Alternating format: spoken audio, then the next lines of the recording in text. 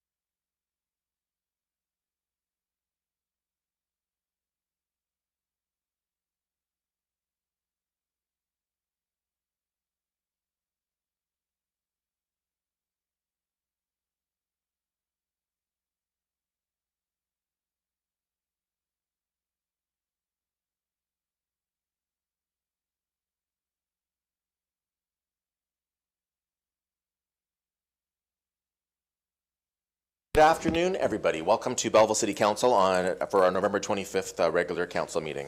I note that we are all here in attendance, and I will ask the Director of Corporate Services to lead us in a moment of reflection. May we be worthy custodians of all that has been entrusted to us. Help us to be concerned only for what will promote good government. May we bring to our council chamber minds that think and hearts that feel, always having respect for others, so that we may serve the people of our city in a helpful manner and for the good of all. Thank you. You may be seated. Item 3 on our agenda is a disclosure of pecuniary interest and general nature thereof. Councillor Carr. Thank you, Mayor Panchuk. I'm going to declare a conflict on 8A1, the capital budget amendment, the former Hillcrest School, corresponding bylaw. I have a family member who's employed with the Hastings Board. Okay, thank you. Councillor Williams. Thank you, Your Worship. And I'm declaring conflict for tomorrow's meeting pertaining to a conflict I've taken already with the items for the memorial. Right, for the special meeting tomorrow. Thank you. I have a conflict under today's meeting, 8B5, deals with municipal bylaw enforcement officers at the Quinte Mall. I own a business at that property, so I'll be taking a conflict on that. We don't have any public meetings today, so reading and confirmation of minutes of the special council meeting of November the 7th, 2019, the regular council meeting of November 12th, 2019, the special in-camera meeting of November the 7th, and regular in-camera meeting of November the 12th, 2019. Can I get a mover and a seconder for those? Moved by Councillor Culhane, seconded by Councillor Kelly. Any questions or discussion on those items? All in favor? It's carried. All right, we move to deputations, and I wonder if I can call Jasper and Brett and Megan and Caitlin and Matthew and Jocelyn up to the podium. These are our Rotary Mayors of the Week who spent a very interesting week, they told me, learning about the city. Jasper is from Albert College, Brett is from Centennial Secondary School, Megan is from Eastside Secondary School, Caitlin is from Nicholson Catholic College, Matthew is from Quinte Christian High School, and Jocelyn is from St. Teresa Catholic School. We had a chance last week to speak with them as they had tours, and I offered them an opportunity to come forward and say a couple minutes of what their experience was last week before I present them with certificates. So I'll guess, Brett, you're closest. You want to just push that button, turn the red light on, and we'd love to hear from you. Welcome. So hi, I'm Brett Binney. I'm a grade 12 student at Centennial Secondary School. I'd like to take this opportunity to thank the Rotary Club for organizing this program for us. And I'd also like to thank the Mayor Panchuk for taking time out of his busy schedule to speak with us. And I'd like to thank all the places that we visited and all the people that spoke with us about their contributions to Belleville. Everywhere we went, they had something interesting to say to us. Again, I want to thank you for this opportunity, and I'll pass it on to the other mayors now. Great, thank you. Matthew. Hi, I'm Matthew Foster from Quinte Christian High School. I'm in grade 11. And I'd like to send a thank you to the Public Works Department, Water Management, and Waste Management. I thought it was really cool. I learned a lot. There's a lot more of what all those departments do than I first realized. And it was a life-changing experience. I thought the waste management would be pretty awful, but once I got there, it was incredible, all the things they do, and it was very cool. Great, thank you, Matthew. Jocelyn. All right, I'm Jocelyn from St. Teresa Catholic Secondary School. I want to start by thanking the Rotary Club for organizing this week. And then I want to thank Trevor Pross for showing us around the library and art gallery. We saw a lot about how they're modernizing the library to include technology and focusing on the importance of furthering learning in our community. I also want to thank Mark Fleur and Peter Lang for showing us around the Quinte Sports and Wellness Center. They've showed us the importance of health and fitness to our community and have shown us the really cool, sustainable, and cost-efficient energy options that we have at the Quinte Sports and Wellness Center, and have made a really wonderful place for our community to come together that's accessible for everyone. I'm really grateful for this opportunity and for this experience to learn more about our city and to meet these other mayors of the week. Thank you. Great, thank you. Megan.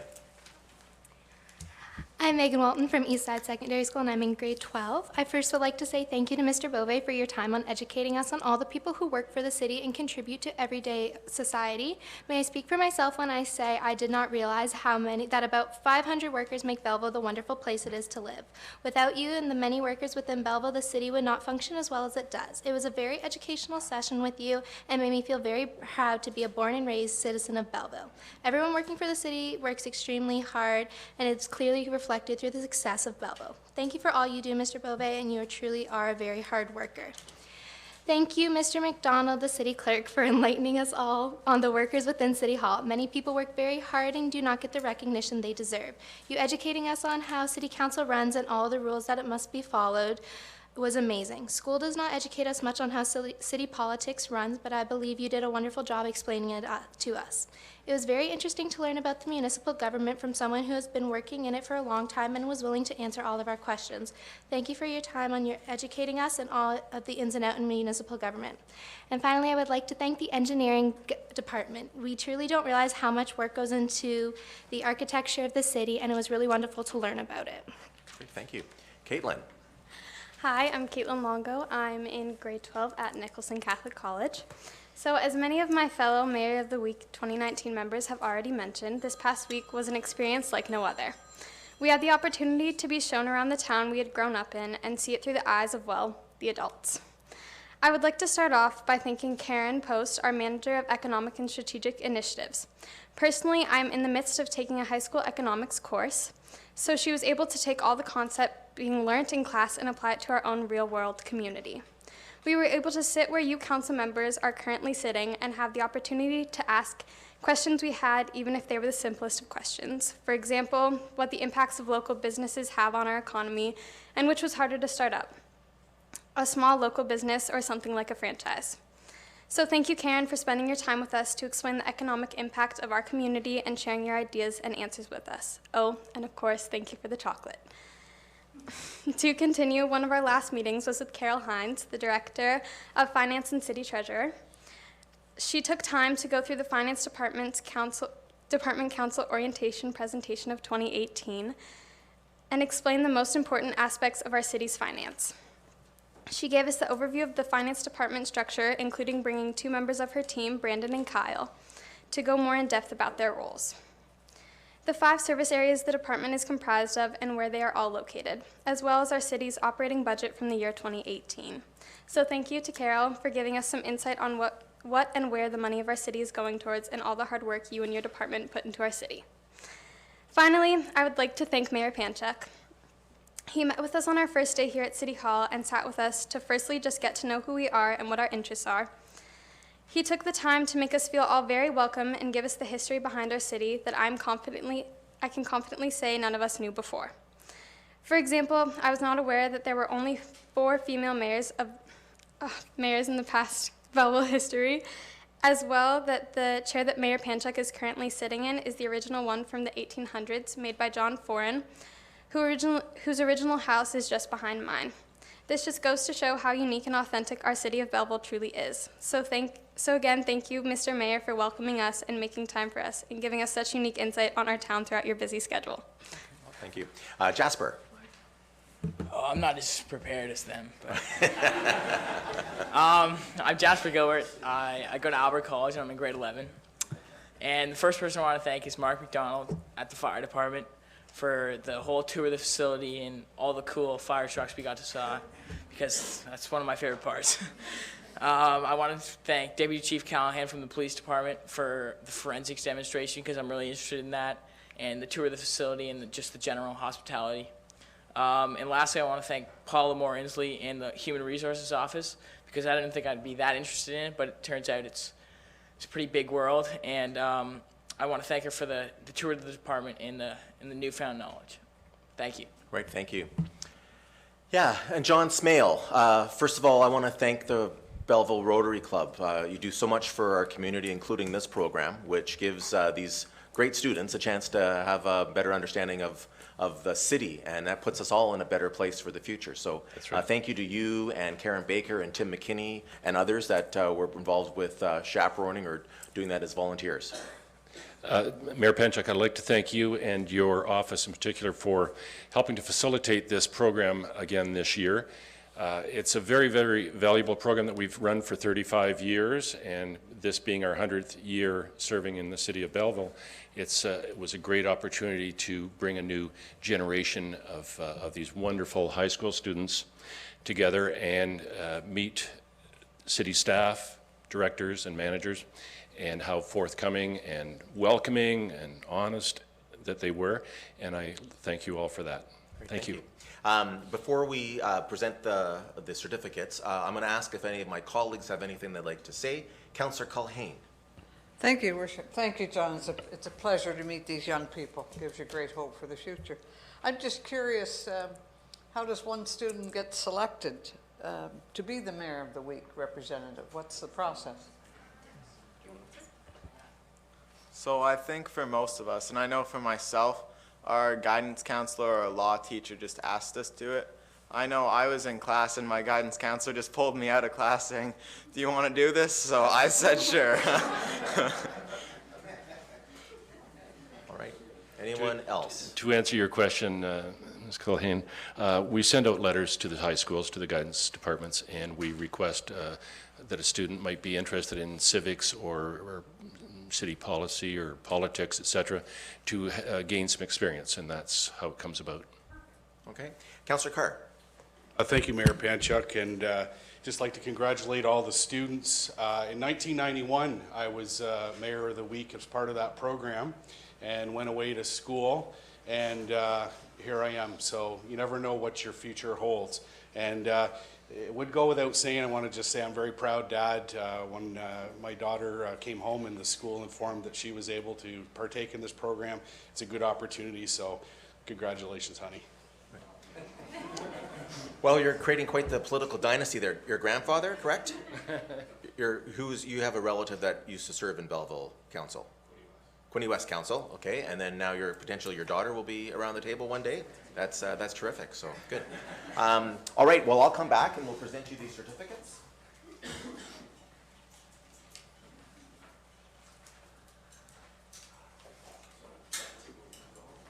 come over here and then Jocelyn. Where would you like to have? Matthew? He's right. That's Jasper. Hey. Caitlin? And Megan. Thank you. Come on. Let's take a picture over here.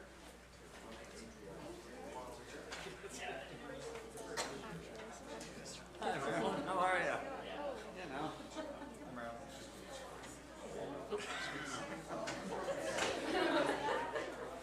Remember, I've been in the scrums for a while.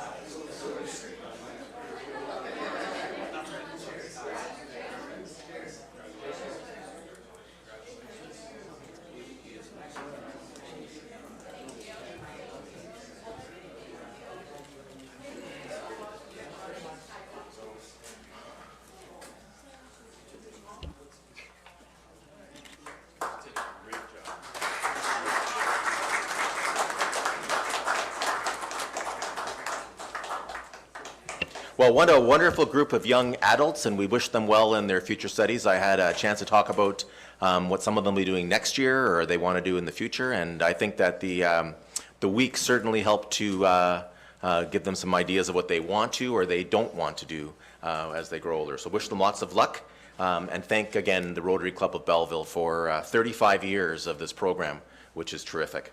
Item 6.2, Kristen Farrell, Training and Education Coordinator at Three Oaks Foundation, will make a deputation to council. Welcome, Kristen. Thank you for coming today. Okay. So good afternoon, Mayor Panchuk and councilors. My name is Kristen Farrell. I'm the Training and Education Coordinator at Three Oaks Foundation. In the fall of 2017, I had the opportunity to stand here and acknowledge 4 of the current council members as allies through the province-wide campaign Wrapped in Courage.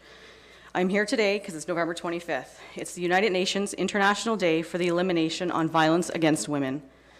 So I understand some of you were at the event last night, the pre-event for Orange the World. I thank you for taking the time to attend. Yes, violence against women is a worldwide epidemic. We hear of extreme forms of violence that we can easily ignore because it's a world away.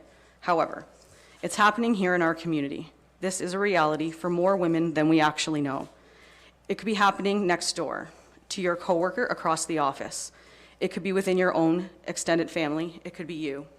Today marks day 1 of the 16 days of activism. We are reminded during these 16 days of activism that we can take actions now and through the year to eliminate violence against women and girls in all its forms. The 16 days of activism also include the National Day of Remembrance and Action on Violence Against Women on December 6th. This year, December 6th, marks the 30th year of the Montreal Massacre. It is not only remembrance of the 14 women whose lives were taken, but a day to take action.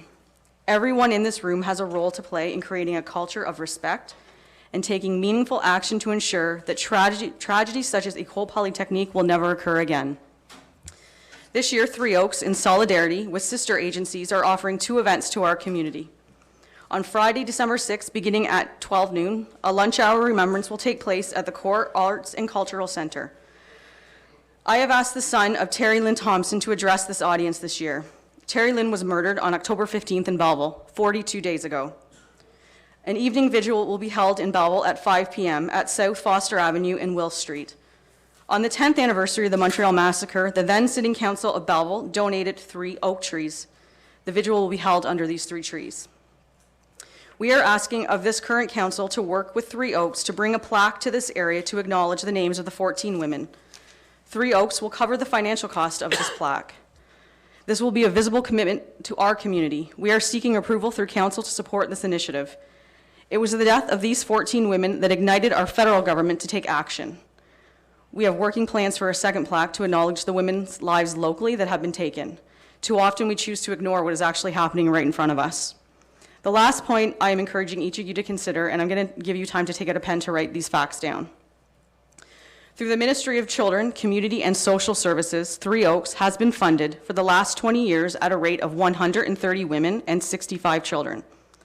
In 2018-2019 fiscal year, we served 209 women and 110 children. 7 of those women were identified as victims of human trafficking. The 2017-2018 fiscal year, we saw 274 women and 94 children.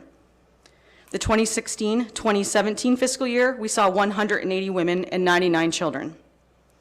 To date, so as of April 1st of this year, when our fiscal year began, 80 women and 33 children have sought safe shelter at Three Oaks.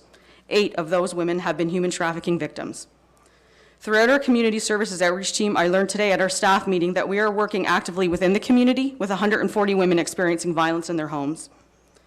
Three Oaks is committed to the promotion of equality and the end of violence. Alone, as an agency of 26 employees, we can do so little. However, together as a community, we can do so much. Domestic violence is not just a woman's issue. We must understand this statement as it is a precursor to prevention. Thank you. Thank you very much, Ms. Farrell.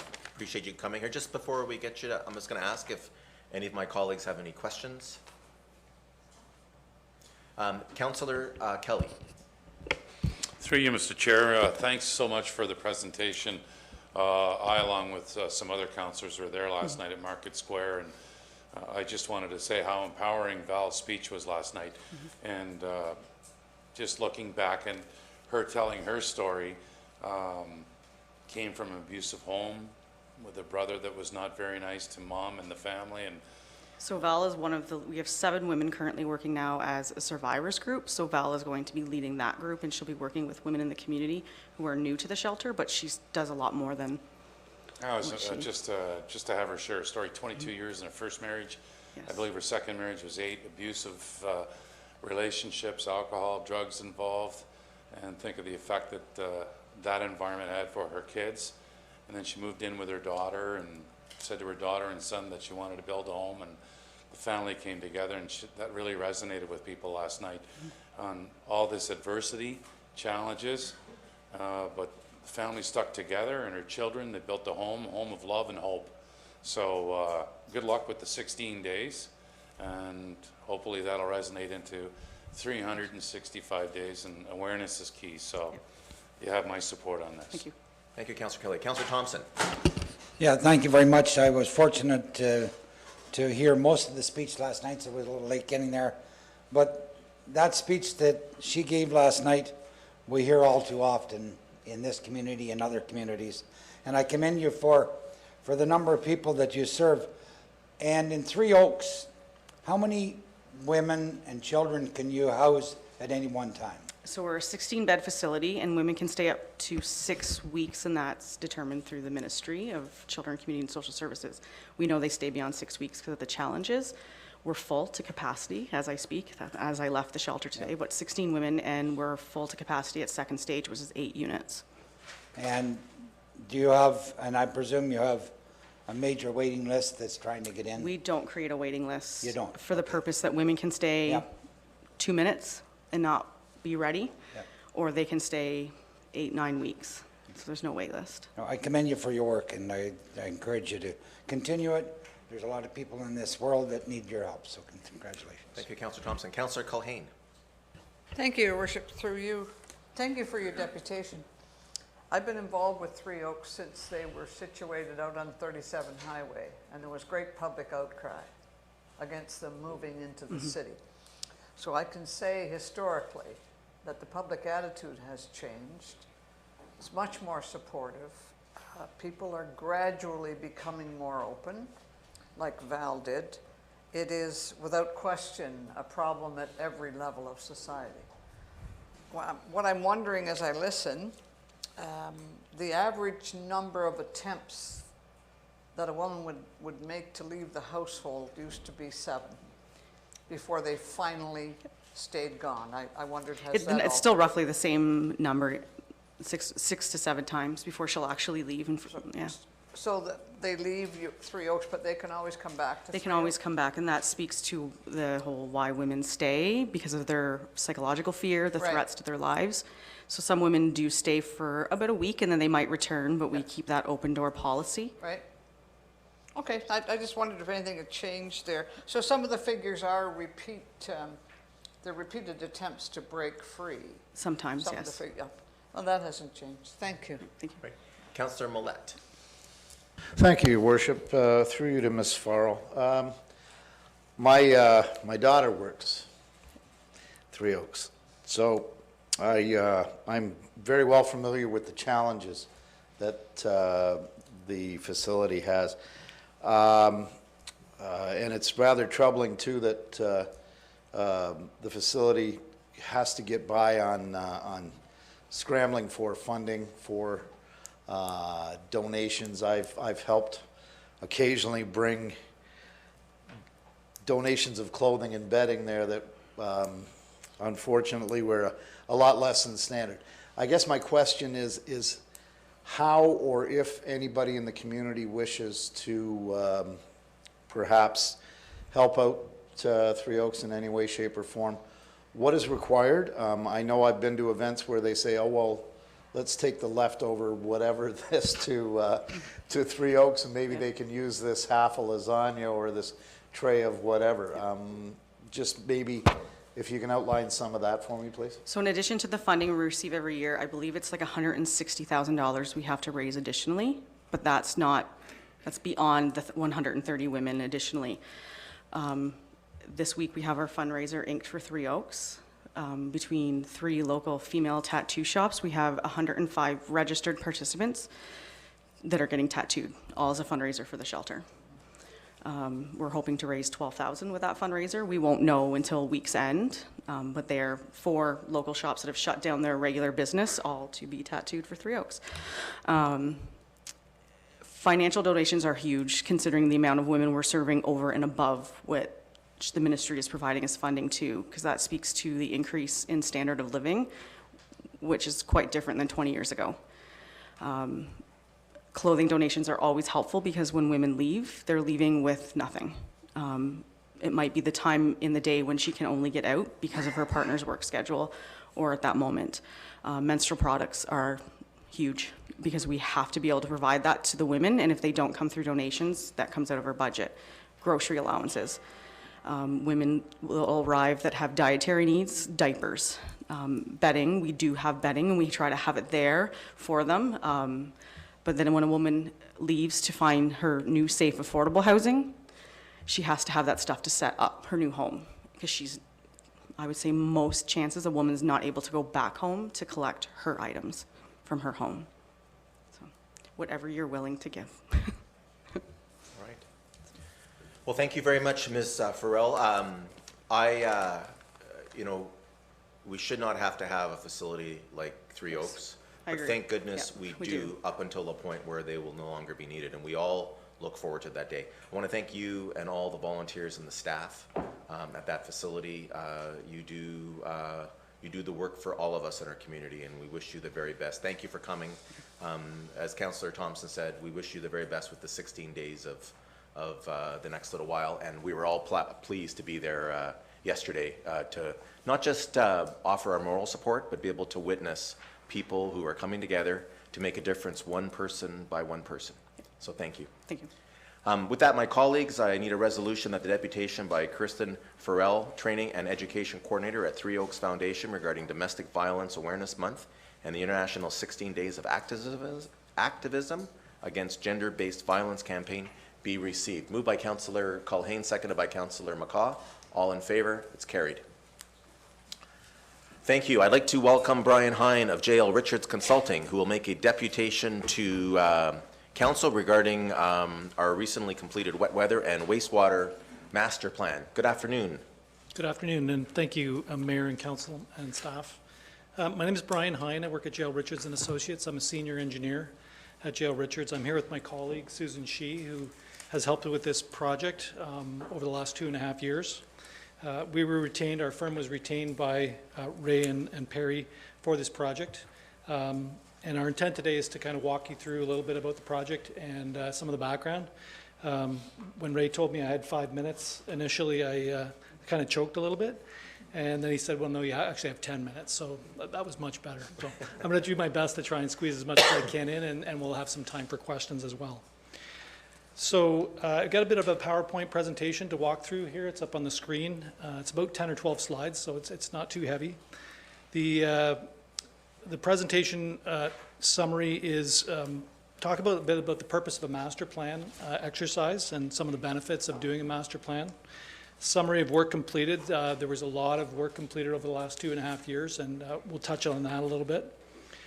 The recommended overall implementation plan. So after doing all of this work and studies and things that we did, we'll talk about, we needed to come up with some actual tangible things as a result of the master plan. So we've summarized that for you folks to review as well. And then, of course, questions. So in July 2017, as I said, the city retained J.L. Richards to undertake to help them with a formal master planning process. It was a team effort with city staff, as well as the Ontario Clean Water Agency that operates the wastewater plant and some of the pump stations.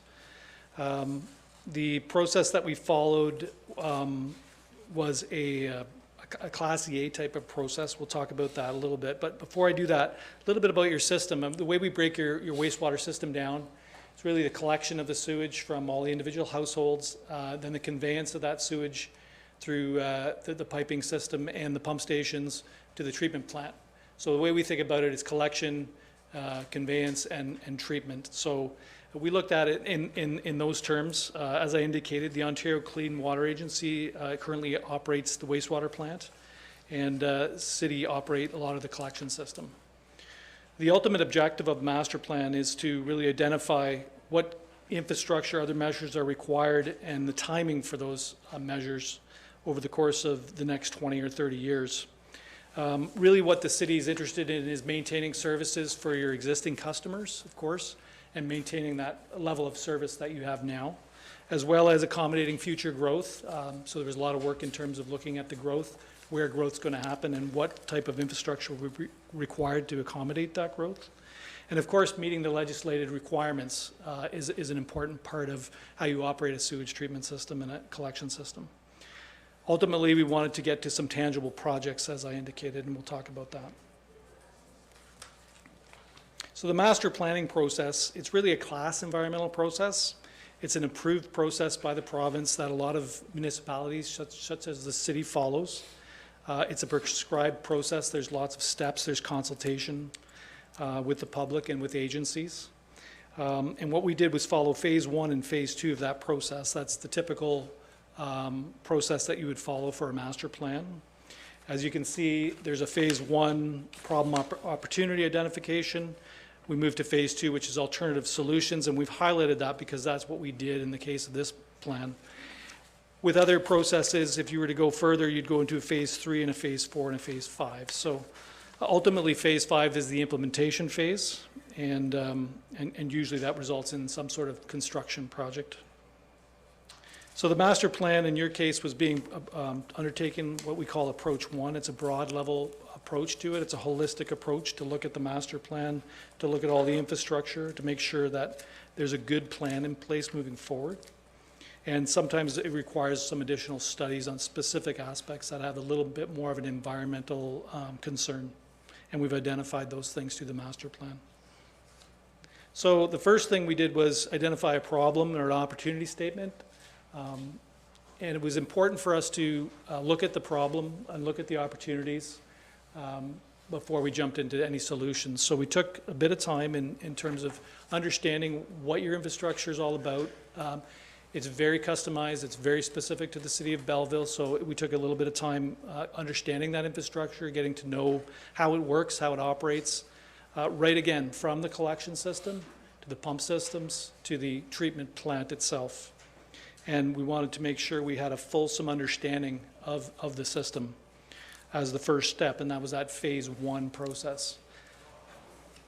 So just an overview here about phase 1, some of the work we did. There was a lot of work. It's a complex system. There was lots of technical studies, growth projections, sewer models. As indicated there, we've outlined some of the reports that we developed, again, through consultation with city staff, with the Ontario Clean Water Agency, and with the public and the agencies.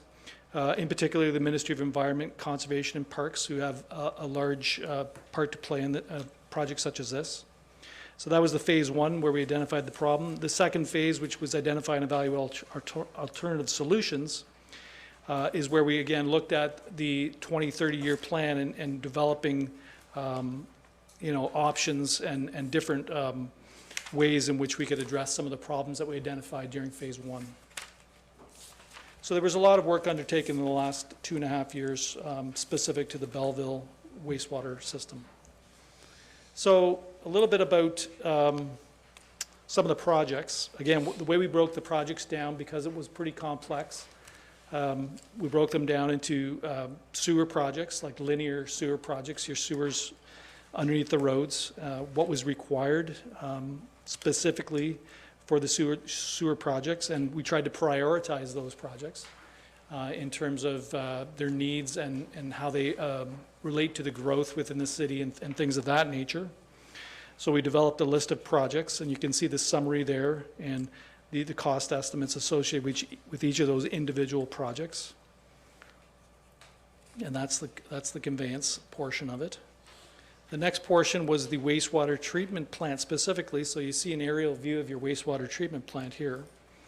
And this is a bit of a summary of the recommended servicing option for the wastewater treatment plant over the coming years. So there's, I would say that, currently the plant is meeting its required permits, okay? So it's meeting your ECA, it's meeting those things. But there are other issues. There's other issues associated with the plant. There's capacity, peak flow issues when you have storm events and things like that. They can really impact the plant.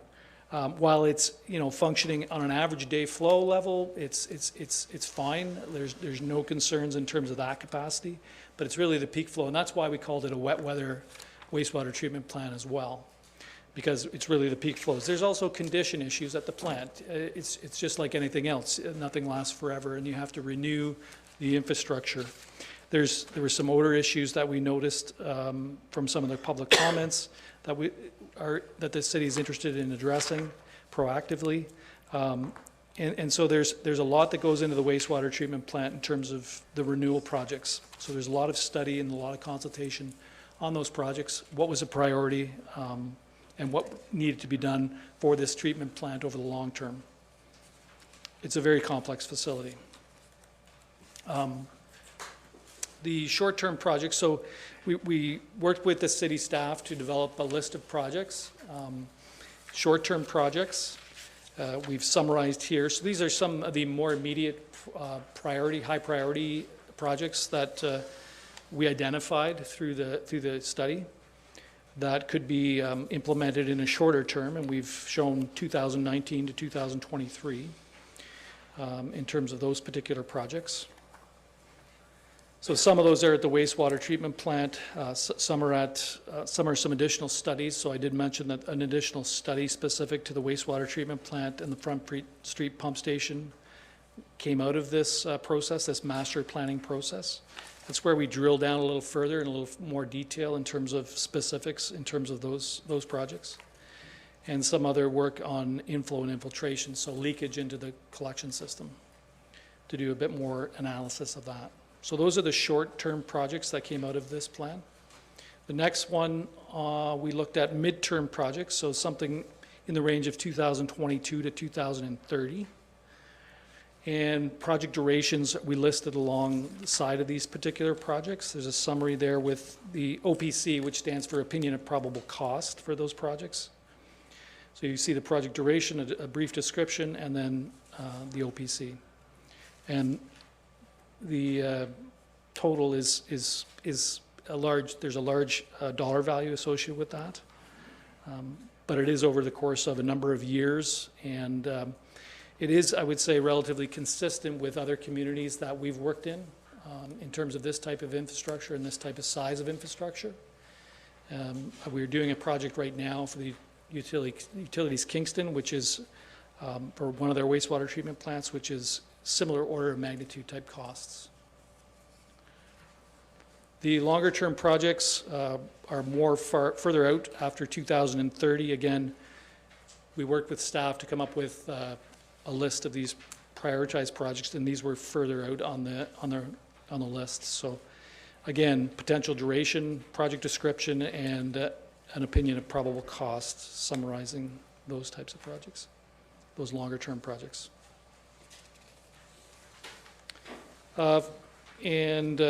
There's an ongoing project, a Potter Creek drainage area, that we've listed as well, just to make sure that we covered all of the projects and the respective costs. So that's the end of the presentation. I'd be happy to open it up for questions. Yeah, so thank you very much. So just to clarify, basically, if my math is correct, over the next 21 years, you're recommending $122 million just in this area alone. Correct. Well, that's very nice. Yes. That's a way to sober up the holiday spirit, isn't it? So as we look down this, Well, I know my colleagues and I are equally concerned about this. I'll open up for questions. I see Councillor Millette had a comment. Yes, thank you, Your Worship. Briefly, through you to our Mr. Hine. I see the Coleman Street trunk sewer is a priority in the near future. I would think that anything in the older East Hill or West Hill areas would be a little more pressing owing to the age of the systems. Can you just explain the state, if you can, of the Coleman Street trunk and how urgent it is to perhaps have that completed soonest? Because I just know that pretty much all of the West Hill probably drains or, is serviced through the Coleman Street trunk, if I'm not correct. Yeah, we took a lot of work in terms of how we developed this list of projects. We actually developed a model, a computerized model of your collection system. We did some flow monitoring, so we actually put flow monitors in the sewers themselves to help us calibrate this model to make sure that it was accurate with respect to your system.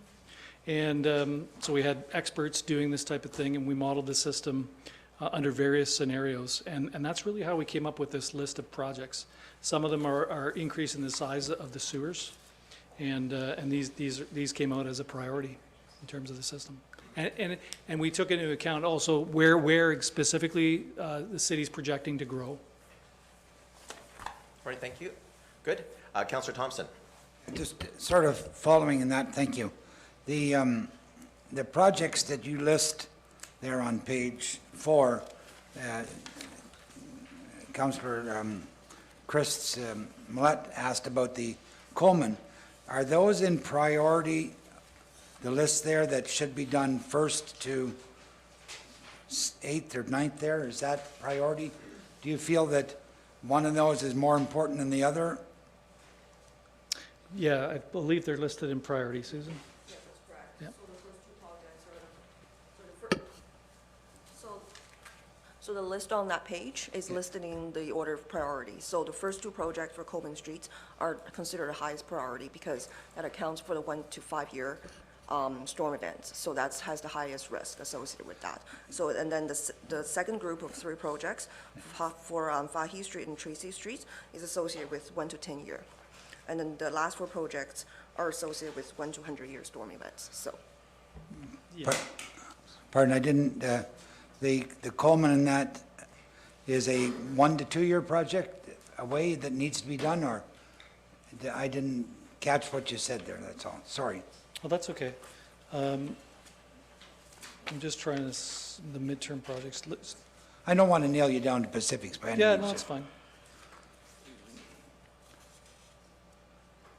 Yes, 2 years. 2 years. Okay, thank you very much. Okay, Councillor Williams. Thank you, Your Worship, and through you, I'm going to start, I'll come to you in 1 second, just to Mr. DeCola. Maybe you wouldn't have these in front of you, maybe Ms. Hines would have this. In terms of, because we'll get this all given to us or in the next couple days, the user fees we're generating per year, just what are we generating in water? Ms. Hines, come on, Parrish. $1 million question. To Councillor Williams, I don't have the number in front of me today, but we are working towards a capital plan. So when we determine our rates annually, we're working the capital plan into our rates to determine that we have enough money set aside to cover our capital plan, but I can tell you that our rates don't have enough money in them to cover this. That's right. So this year, and maybe you won't have this until Wednesday either, what is projected we're spending right now on wastewater for 2020? Just over $2 million. Just 2, okay. So Now, a part of that, certainly when it comes to capital projects, it's not always a financial resources concern. Sometimes it's a project readiness concern. So we have to make sure the projects are ready to go and that we have adequate resources on staff to get the projects off the ground. So the $2 million may seem light, but there's other reasons that lead to the selection of projects in any given year. So.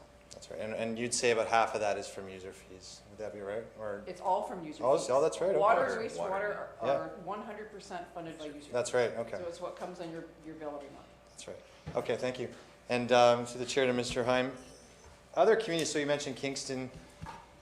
Does anyone ever look at a new build, or is it always that you want to repair and that's the best way to do it? Sometimes, in private industry, we look at something and say, well, that's just going to cost more because we're upholding. Is there any communities ever that would say, look, we're going to look at the whole thing and maybe look at newer parts of a build for that? Oh, absolutely. I mean, it's one of the things that we did look at at a high level for this particular. It actually, a brand new sewage treatment plant, for example, would be twice or more than twice as much. So there's lots of valuable infrastructure still remaining in your sewage treatment plant that can be repurposed and reutilized in a long-term plan. And in terms of the space, because I think I see the same amount of space around, is a recommendation to use any more land for this site as the city grows? Or are we looking at, over the next 15, 20 years, keeping that same space? Keeping the same space, Okay. yeah. It wasn't. And last question through the chair. In terms of, I know one comment I've heard, I know I see it in here, is odor control. So is that recommended to immediately look at advancing that, that component of it? Yeah, it was one of the immediate priority items that was identified by staff. Okay, thank through you. the process. Great. Councillor Sandison. Thank you, through the chair. So the financial challenge is actually a little greater than was first mentioned. We're looking at 111 million over the next 10 years is what I gleaned from charts 9 and 10.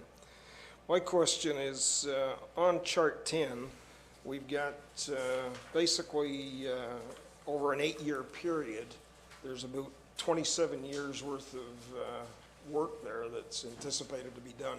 So have you put together a sort of a timeline that shows how those projects would overlap and in what order, and what order makes sense? Yeah, I believe there's something in our master plan that looks at that, Susan? Yeah. Yeah, these are the durations of these projects. Obviously, there's some overlap within those projects. Okay, is that something you're able to share with us? Today? Not today. I Not don't today. have that. I don't have that available today. Thank you. We can make that available. It's a 1,000-page plus document that we put together, so we can, staff can provide that information, I'm sure. All right, anyone else? Well, thank you. I noted the deep intake of breath that the treasurer had when the presentation was made, and so this is a challenge that all municipalities are facing now in Ontario, and we will have to find a way to deal with this so that we properly service our residents, protect the corporation. So thank you very much to you and Susan for coming today and sharing with us this information, and we'll look forward to that 1,000-page document a little later on. Thank you. I need a resolution that the deputation by Brian Hine of J.L. Richards Consulting regarding the recently completed wet water and wastewater master plan be received. Moved by Councillor Sandison, seconded by Councillor Millette. All in favor? It's carried.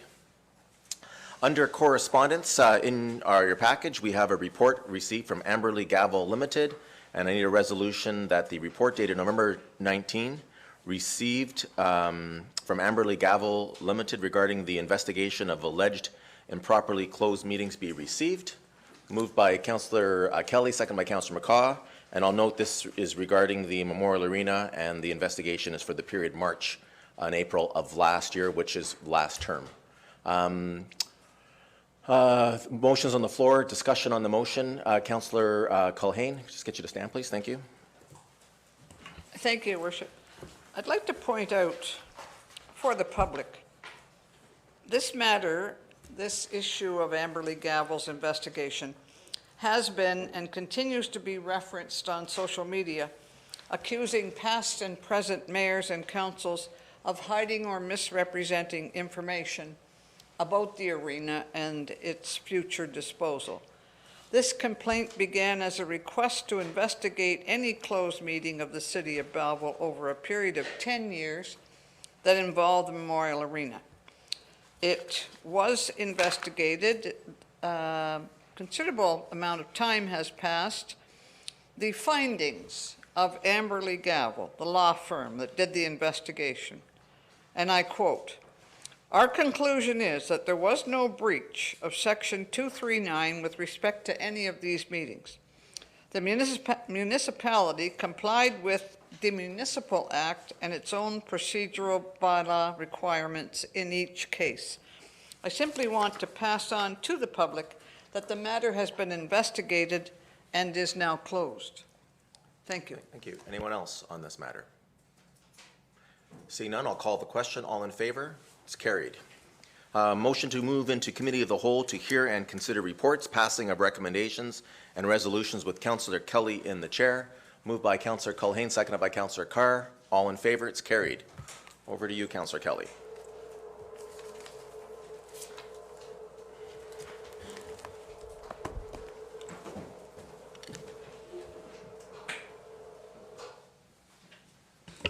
All right, 8A reports. The agenda shall include under reports items that warrant individual attention from council.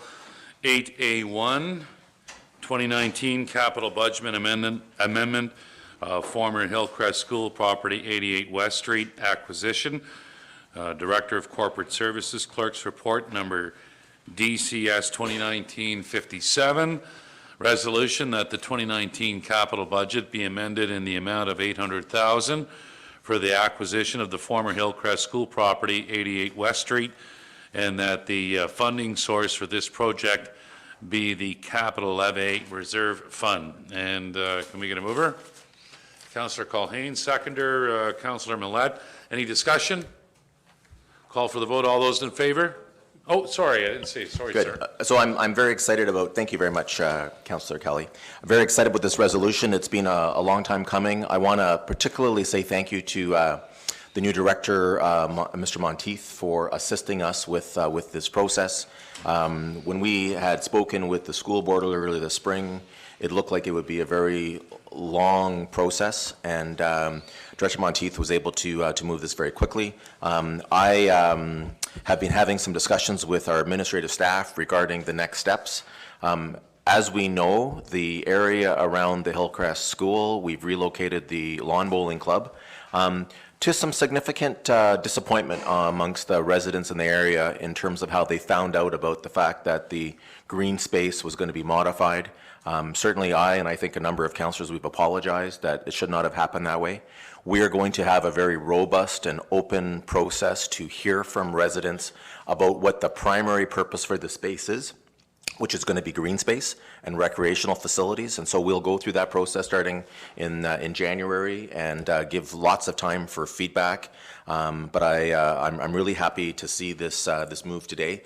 We do, and I just want to stress, we do see some housing opportunity on this site, but we will go through the process of severing that land and selling off individual lots to builders to construct something. It's too early to decide what exact type of housing or how we want to describe it or deal with it. The primary purpose of this acquisition is for the recreational space, to ensure that we have a proper recreational facility in that area, and I look forward to the public process for that in January. All right, thank you, Mayor. Any other discussion? Councillor Thompson. Yeah, I understand there was some information that maybe wasn't shared. Can the director of that department sort of give us a brief what process was used to maybe notify the residents? Was there some notification sent to those residents at all in pre-arrangement to acquisition of that property and doing the work? Thank you, Councillor. Director Fleur. Thank you, through you to the chair. Actually, in the process, it was taken through the earlier council, and we went through a process to start the investigation of looking into relocating the club. It went through to this council and was carried through as a process. And of course, there were a number of council meetings where the subject was brought up and discussion was had. I think the mayor is correct, though, in terms of the amount of communication and in when the date would be or how the move may or may not occur. And in terms of the larger picture, save and accept the future of the school property in terms of where it may go, that was up in the air with the council at the time, so that was unable to be communicated at the time. So subsequently, communication has been improved, and quite a bit of interaction with the neighborhood has taken place since, and they are looking forward to the process that I'm sure somebody else will be undertaking from this point on. Thank you. Thank you, Director Fleur. Any other questions, comments? Call for the vote. All those in favor? Opposed? Carried.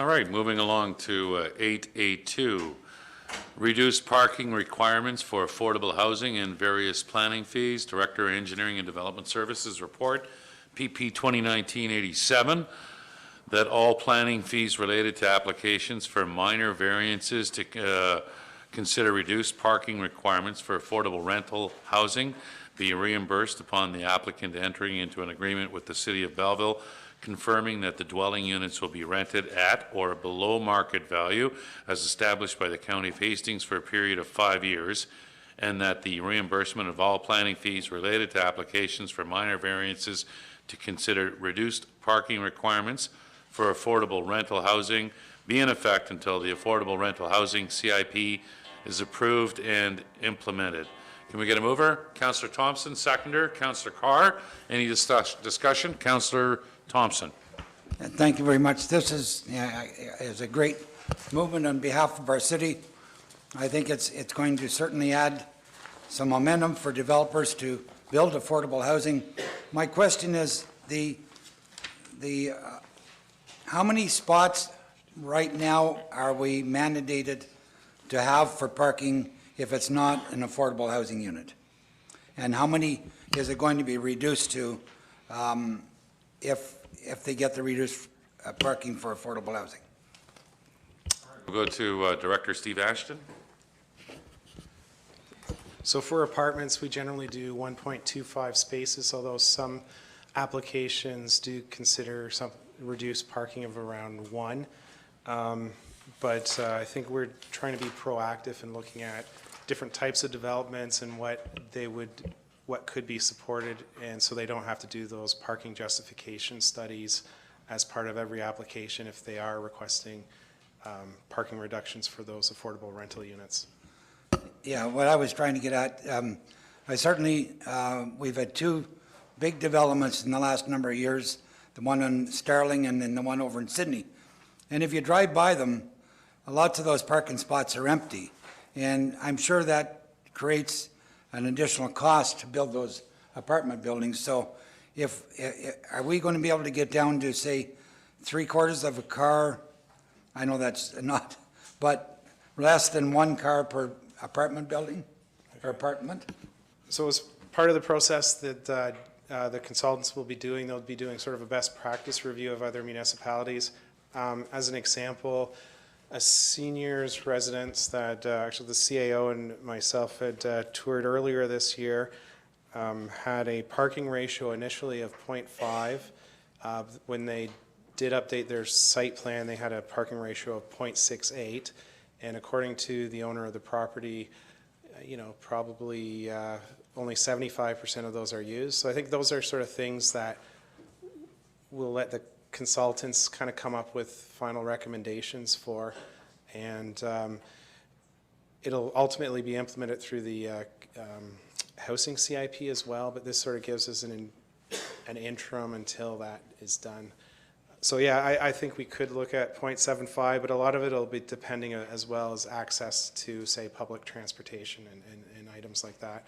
And obviously we do have some sites around here that we're going to use as examples where that parking isn't fully utilized, even though we may have required 1.25. Okay, thank you very much, and I think it's a great move that we get it through the Committee of Adjustments and we reimburse them, and certainly look at the parking, because if you talk to the affordable housing people that build, that's always a concern for them, so thank you. Thank you, Councillor Thompson. Mayor Panchuk. Thank you very much, Councillor Kelly.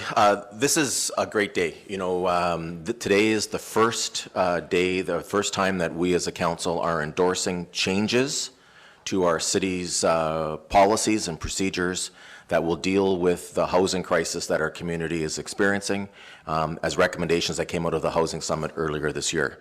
And this is not an easy or a quick process. There is so much that is involved. And I want to, first of all, thank Director Ashton. Many people in that line of work that Director Ashton's involved in would look at a zoning bylaw review as an accomplishment of a career. And not only is he and his department going through that, but they are also going through the significant work that we requested in terms of the recommendations coming out of the Housing Summit. So to be able to vote today on something which we always see coming from developers as being a concern in terms of reducing parking, but also to be able to be reimbursed by some of the costs that come with it is terrific. You know, these allowances or these changes here will make it easier for dwelling units to be constructed that are going to be rented at or below market rates in our community. And so this makes it easier for developers to receive funding from the federal and provincial governments. It makes it easier for them to be able to proceed with their projects. And it makes it faster it makes it quicker for us that people will have additional renting stock in the city. I want to just go through the memo that is in our packages from Mr. Ashton, dated November the 18th, which basically is an update to the August 9th, 2009 memo regarding the status of the recommendations coming out of the Housing Summit.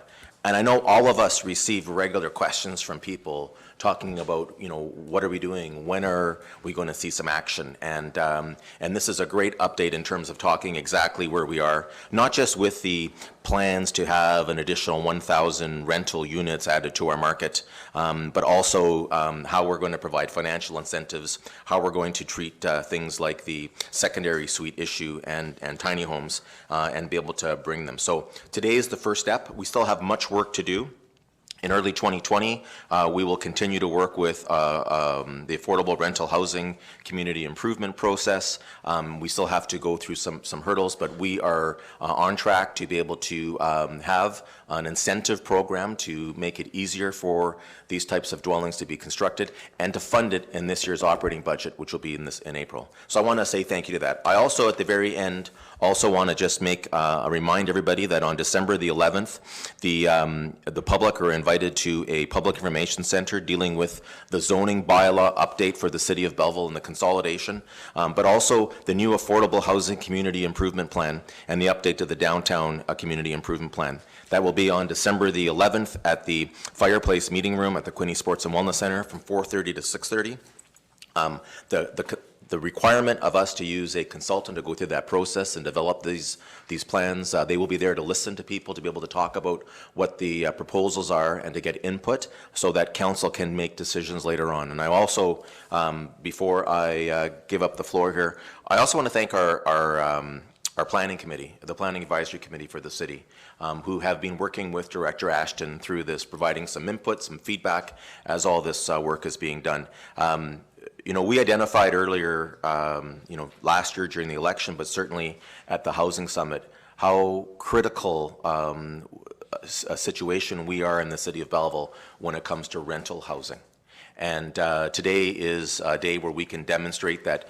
I know it's just dipping our toe in the water, but it's the first step to taking concrete action. We are committed to dealing with this. This is the #1 priority of this council, and I'm proud today to be able to vote in favor of this resolution. Thank you.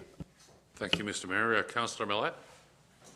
My questions and my comments were addressed already. Councillor Thompson and myself sat through a very eye-opening presentation last week at Canadian Mental Health Association from Mr. Spry, and this may not seem terribly sexy or terribly exciting in terms of affordable housing, but reducing the impact on development charges on something as seemingly simple as parking is a very big deal. And I share the mayor's comments that it's great. You know, this may seem like just dipping our toe, but this is the first tangible evidence that we are starting down the road with something to accomplish on this front. So thank you. All right, thank you. Councillor Williams. Thank you through you, Mr. Chair, and I share the exuberance expressed by the mayor and others. I think this is great. You know, the difference between dream and reality is action, and this is action, and it's great to see that. I think especially seeing updates on what may be on the affordable or the secondary units and secondary suites, which is going to come to budget, and that's very hopeful, and that's great. My one question is, do we know what is the market rent right now as it sits? Does anyone have that? Perhaps through to Mr. Ashton. Mr. Ashton? I could quickly sort through some emails. I just don't have that off the top of my head. I'm sorry, but. And my only comment would be on that if it's at market rent, which we're already hearing in some instances is already too high, preference for the below market rent. That's before when we'd presented programs. We're seeing, programs that look at 80% of market rent or something around there. Yeah. But So I think when we do develop the housing CIP, we will use the market rent at or below as sort of the guidance. And then I think when you provide incentives to get at market rate, then you can, then they're set up to go to, CMHC to get additional funding, and that's when they can go down as well. And we do have sort of an innovative idea to consider 90% that the municipality can do in terms of tax reductions as well. So those will all be ideas brought forward, I think, through this housing CIP. So I know everyone's excited, I'm excited, but we'll have to sort of wait for work to carry through for the through the housing CIP process. okay, well, as the mayor said, thank you very much for your work. It's great, and we'll all look forward, I'm sure, to what's coming next, so we can discuss that and have some more action. Thank you. Thanks. All right, thank you, Councillor Williams. Councillor Carr? Thank you, Mr. Chair. Aside from, giving them some funding back off of the applications, the other side of it is there's considerable costs when you're putting in parking lots. I know Mr. Spry has brought that forward at planning, the costs associated. You don't think a lot of it, but there's drainage issues and things like that add to the bottom line. So in addition to the reduced parking, there's an offset of those costs that the developer has to shoulder themselves, which makes it easier. And quite frankly, the more green space we have and the less that we're paving, the better it is in the long term. So there's costs that aren't being borne here, but the builder and the developer is going to see some savings there, which then offset the cost of the overall project. So this is a good stepping stone to see that come to fruition as well. All right, thank you. Any other comments? Call for the vote. All those in favor? Opposed? Carried.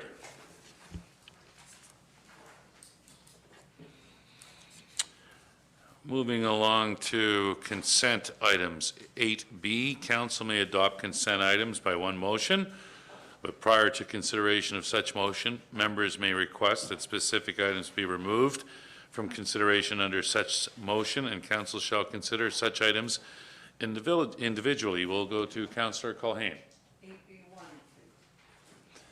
Councillor Williams. No, thank you. Councillor Sandison. No, thank you. Councillor Millette. No, thank you. Mayor Panchuk. Just my conflict on 8B5. Councillor Carr. No, thank you. Councillor McCaw. No, thank you. And Councillor Thompson. No, thank you. All right, so we'll make a motion then for the rest, and that the following agenda items be approved, with the exception of items 8B1 and 8B5. Can we get a mover? Councillor Culhane, seconder. Councillor Sandison. Any discussion? Call for the vote. All those in favor? Opposed? Carried.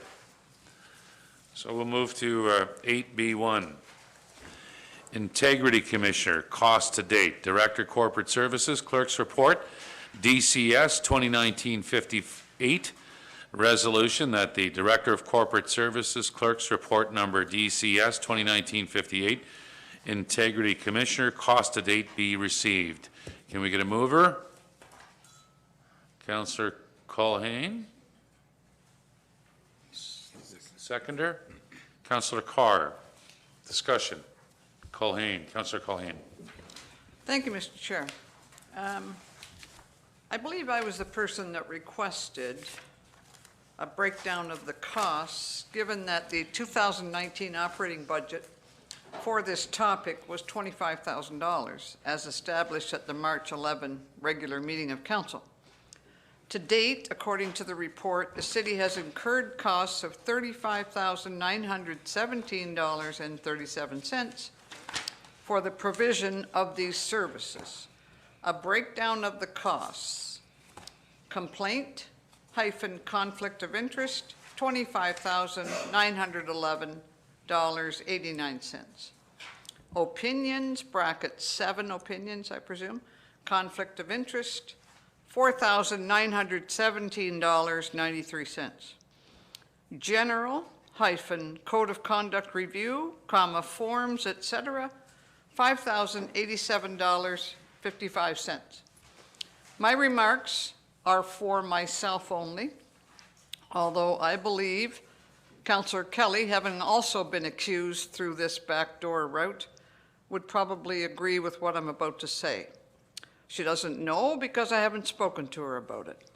When I came to this table, I expected a certain degree of maturity in terms of the way adults would interact with other adults. It has always been my practice, if I have an issue, to take it directly to the person that I have the issue with and attempt to resolve it. I'm not going to say that makes me popular, but it's the way that I feel business should be done. The Integrity Commissioner has opened the door for a new practice, and that practice allows not confronting people face to face and having an honest discussion. Indeed, withholding any information and then being kept anonymous. I want to state publicly that I vehemently disagree with the process where there is not an honest attempt to resolve the issue before any sentence is put in writing. I welcome any question. I welcome the opportunity to give any explanation of any statement I have made or position I have taken. I do not expect to be used as cannon fodder for the Integrity Commissioner. The process has started. We are $15,000 over budget, and I would like at this point to ask Mr. McDonald, is it possible to get a more detailed breakdown than that? I'm curious to know, what does a phone call and a request for an opinion cost, that kind of thing? Because this doesn't really tell us what's involved. Mr. McDonald? Through the chair to Councillor Culhane. I could certainly look at the Integrity Commissioner's invoicing and potentially give a more detailed cost of the invoicing. Certainly in the RFP that was awarded, I can provide you with the rate per hour for investigations. The challenge that I'll have in providing you with any more detail related to any of the items that are provided is that the Act, in the opinion of the Integrity Commissioner, is that the identity of complainants is protected under the Act. Whether members agree or disagree at this point. No, I have no interest, with respect, no interest in anybody's identity. So certainly I can provide a billable hour, the rate that's being billed per hour. That certainly I can provide to members. I accept completely that any member, any person has the right to call the Office of the Integrity Commissioner and clarify their own position, or perhaps a position taken by another council. That's fine. My interest lies in how expensive it is to launch a full investigation versus how expensive is it to pick up the phone and have a 5-minute conversation. I just want general costs, if it's possible. Because this doesn't break it down for me. If I can, through the chair, provide a little bit more clarity. Okay. So the Integrity Commissioner will not provide an opinion to a member related to a potential conflict of interest unless it's in writing. So these opinions, bracket 7, does that mean that 7 written requests went to the Commissioner inquiring as to a person's potential to have a conflict? Through the chair to Councillor Culhane, that would be my understanding. Okay, so roughly 5,000 divided by 7, if that's how they. Through the chair to Councillor Culhane, very roughly. I mean, ultimately, each opinion would vary depending on the level of complication, depending. Okay. Absolutely. Thank you. I would like to know the actual complaints that were levied, the cost of these specific complaints. That's my question. Without looking for any further information, I just want to know what the burden is on the taxpayer for this type of behavior. Process maybe is a better word than behavior. Thank you. All right, thank you, Councillor Culhane. Any other comments? Mayor Panchuk. Thank you very much, Councillor Kelly. It's interesting what the dollars and cents are in terms of our actions and what it costs particularly others.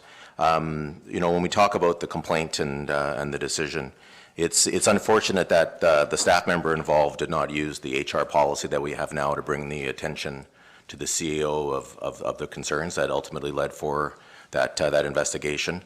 And certainly it's unfortunate that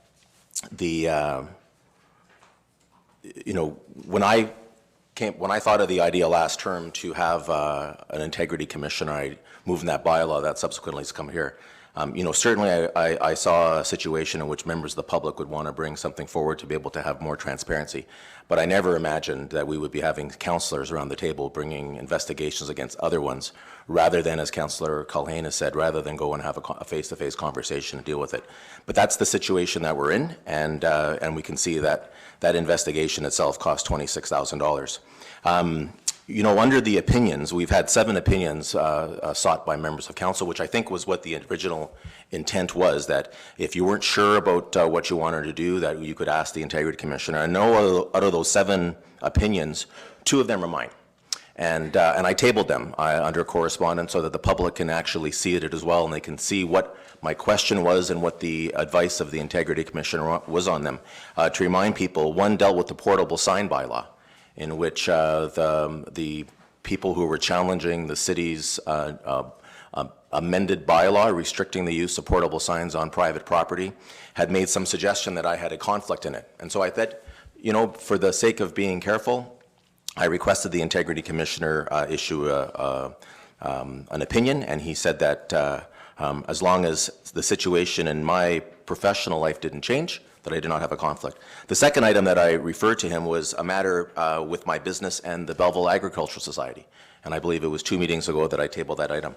I believe that is what generates, a better feeling in terms of the public, in terms of confidence about how we're behaving around the table. And I know that there are 5 others by members of council, and I don't begrudge them that, but I think the right thing to do for them is to voluntarily table that here as well on the public record, so the public can see that we are certainly, A, being careful, but B, we are not seeking personal legal advice, where we're doing so in the interest of the city. The code of conduct review and the forms, I don't have any quarrel with that. That makes sense. But I think that at the beginning of the year, we thought $25,000 would be more than a generous amount to be able to fund this this area, and we're already 10 over. And again, I have no personal knowledge because I'm not a party or an initiator of any other existing complaints that are before the ISC. I know that they were dropped off here at City Hall and they were forwarded, and so I know that there are a number of other ones that are against members of council. But I would say that it's very difficult for us as we plan our operating budget in 2020 of what we should be budgeting for this line item, and I certainly hope that at the end, our existing policies that are in place and can also be used, rather than going to the last resort of an Integrity Commissioner, should be used, and I hope that we will do that going forward. Thank you. Councillor Williams. Thank you very much to the chair. And I'm not going to comment on the main case here. I think we've beaten that over. But I'm just going to comment that myself, I've had 3 pieces of advice from the opinion side from the Integrity Commissioner. And I'll tell you, as a rookie counselor and for what this was set up for, this was amazing, because for the first month or 2, and we're dealing with a lot of things, I'm not going to apologize that I'm part of a bigger business. I have a lot of interest in the city. I employ over 125 people. We've been around for 40 years, and we have a lot of interest. So to me, even though we had training and had a book, we didn't have enough training in my mind. We were promised training in June, which we haven't had. I know Councillor Carr brought up the last meeting that we hope to get some training from the Integrity Commissioner soon, because it's very important. I can tell you that I filed 3, and after that I didn't file anymore because I learned some of the things that I couldn't do. and that was good. And I have to tell you, the whole reason for keeping this confidential is on purpose. It's in the Municipal Act. It's on purpose because it protects the interests of those that have interest. There's a lot of, personal business data that we use when we go for some interest. The Integrity Commissioner has to know why you have an interest in what you're doing with that. And when it comes to that confidentiality, that's very important for anyone who wants to run for public office. If we had everything aired, every part of your business aired, if you were going to have that out there every time you're going to run for a position on council, you wouldn't see people run for council. They'd say, there's certain part of business that we all have that none of us know everything about all of our business lives or personal lives, although a little bit more than we should when we're politicians. But it's important that that process is confidential, and that's what the Integrity Commissioner has stated time and again. Also, when we've talked about in terms of this and costs, again, I will be always upfront of how many I've asked for, and I will always be very cautious with the taxpayer dollars, saying I'm not out here to file 40 of them a year. Sometimes you need a little bit of that, and I think it's justified in the amount of business we have in the city, and I'm very proud of that. Lastly, with the Code of Conduct review, I think that's what the $5,000 part of that. That should hopefully be only 1 year. We get that done. That's through. I understand that's January 11th. We bring that back, procedural bylaw. We reopen that up and add it back. So I think that's fantastic, and I think that's well worth the cost. So hopefully we don't see anything else for the rest of the year. Hopefully we do see this stabilize, and then this is a very good part, I think, of the process we have in the city. Thank you. All right, thanks, Councillor Williams. Back to Councillor Culhane. Thank you, Mr. Chair. Just one final point, and I'm being repetitive. I have absolutely no objection to anyone confirming or denying business interests, raising a conflict or not raising a conflict. That is the business of the corporation, the business of the individual. I take great exception to not being approached personally and a problem presented and discussion take place. So just to make my point, my interest in this entire matter is not the function of the Ethics Commissioner nor the right of any particular person with any particular problem to seek permission.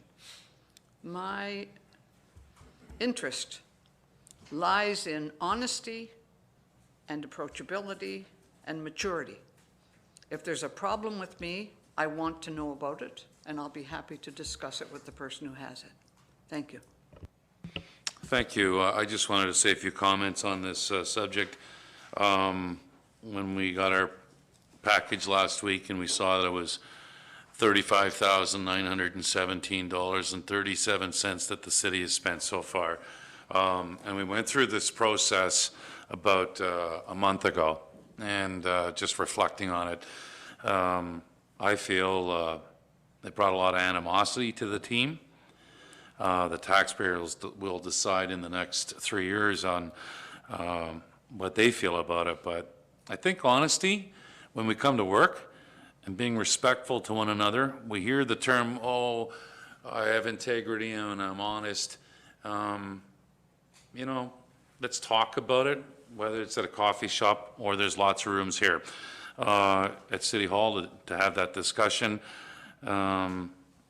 And get advisement from well-experienced staff here at the city, and it's a lot more cost-effective than contacting the Integrity Commissioner, where I think a lot of these disputes could be settled right here at City Hall.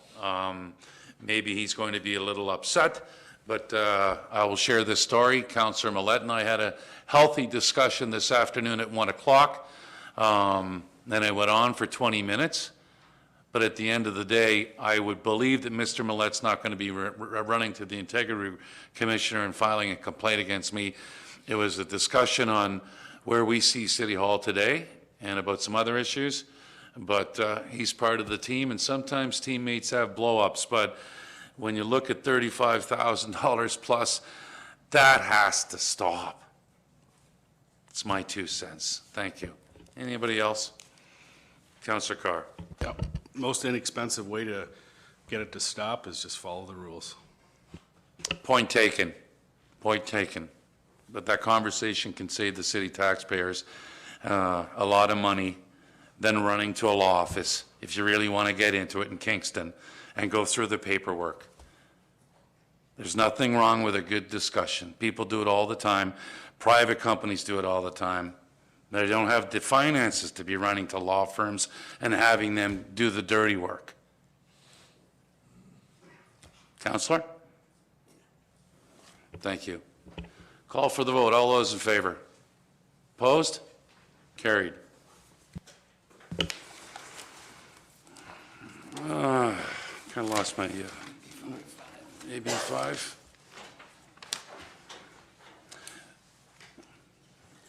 Municipal bylaw enforcement officers request from the Quinte Mall Security Department resolution that a bylaw to appoint municipal bylaw enforcement officers for the Quinte Mall, Bell Boulevard, to be prepared for councillors' consideration. Can we get a mover? Councillor McCaw, a seconder. Councillor Sanderson. Discussion? All those in favor? Opposed? Carried.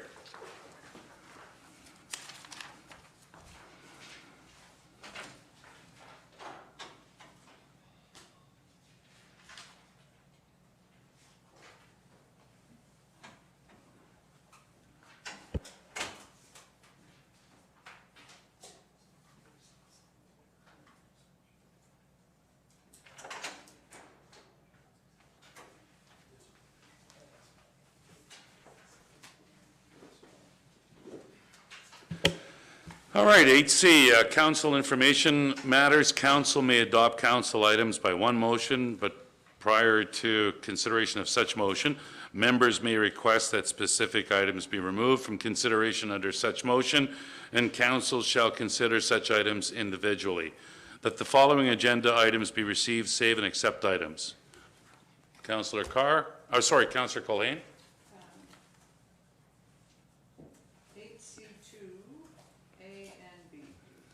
Thank you. Councillor Williams. No, thank you.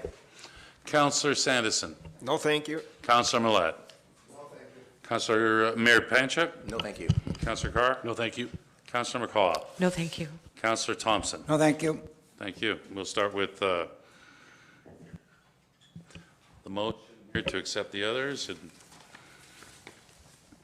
That the following agenda items be received, save, and accept items 8C2A and 8C2B. Can we get a mover? Councillor Sanderson, seconder. Councillor McCaw. Any discussion? All those in favor? Opposed? Carried. Thank you. So it's 8C2A. This one right here. All right, 8C2A. Request support of the following letters, resolutions. Request the province include an exit clause in any new Conservation Authorities Act, October 28, 2019, resolution from the Township of Rama. Can we get a mover? Councillor Culhane, seconder. Councillor McCaw, any discussion? Councillor Culhane. Thank you, Mr. Chair. I sit on the Source Water Protection Committee, and it has to do with the entire watershed. Councillor Thompson held that seat for many years. How it connects into the Conservation Authority, I can't really articulate that. However, the committee itself generates a great deal of information, binders full of information.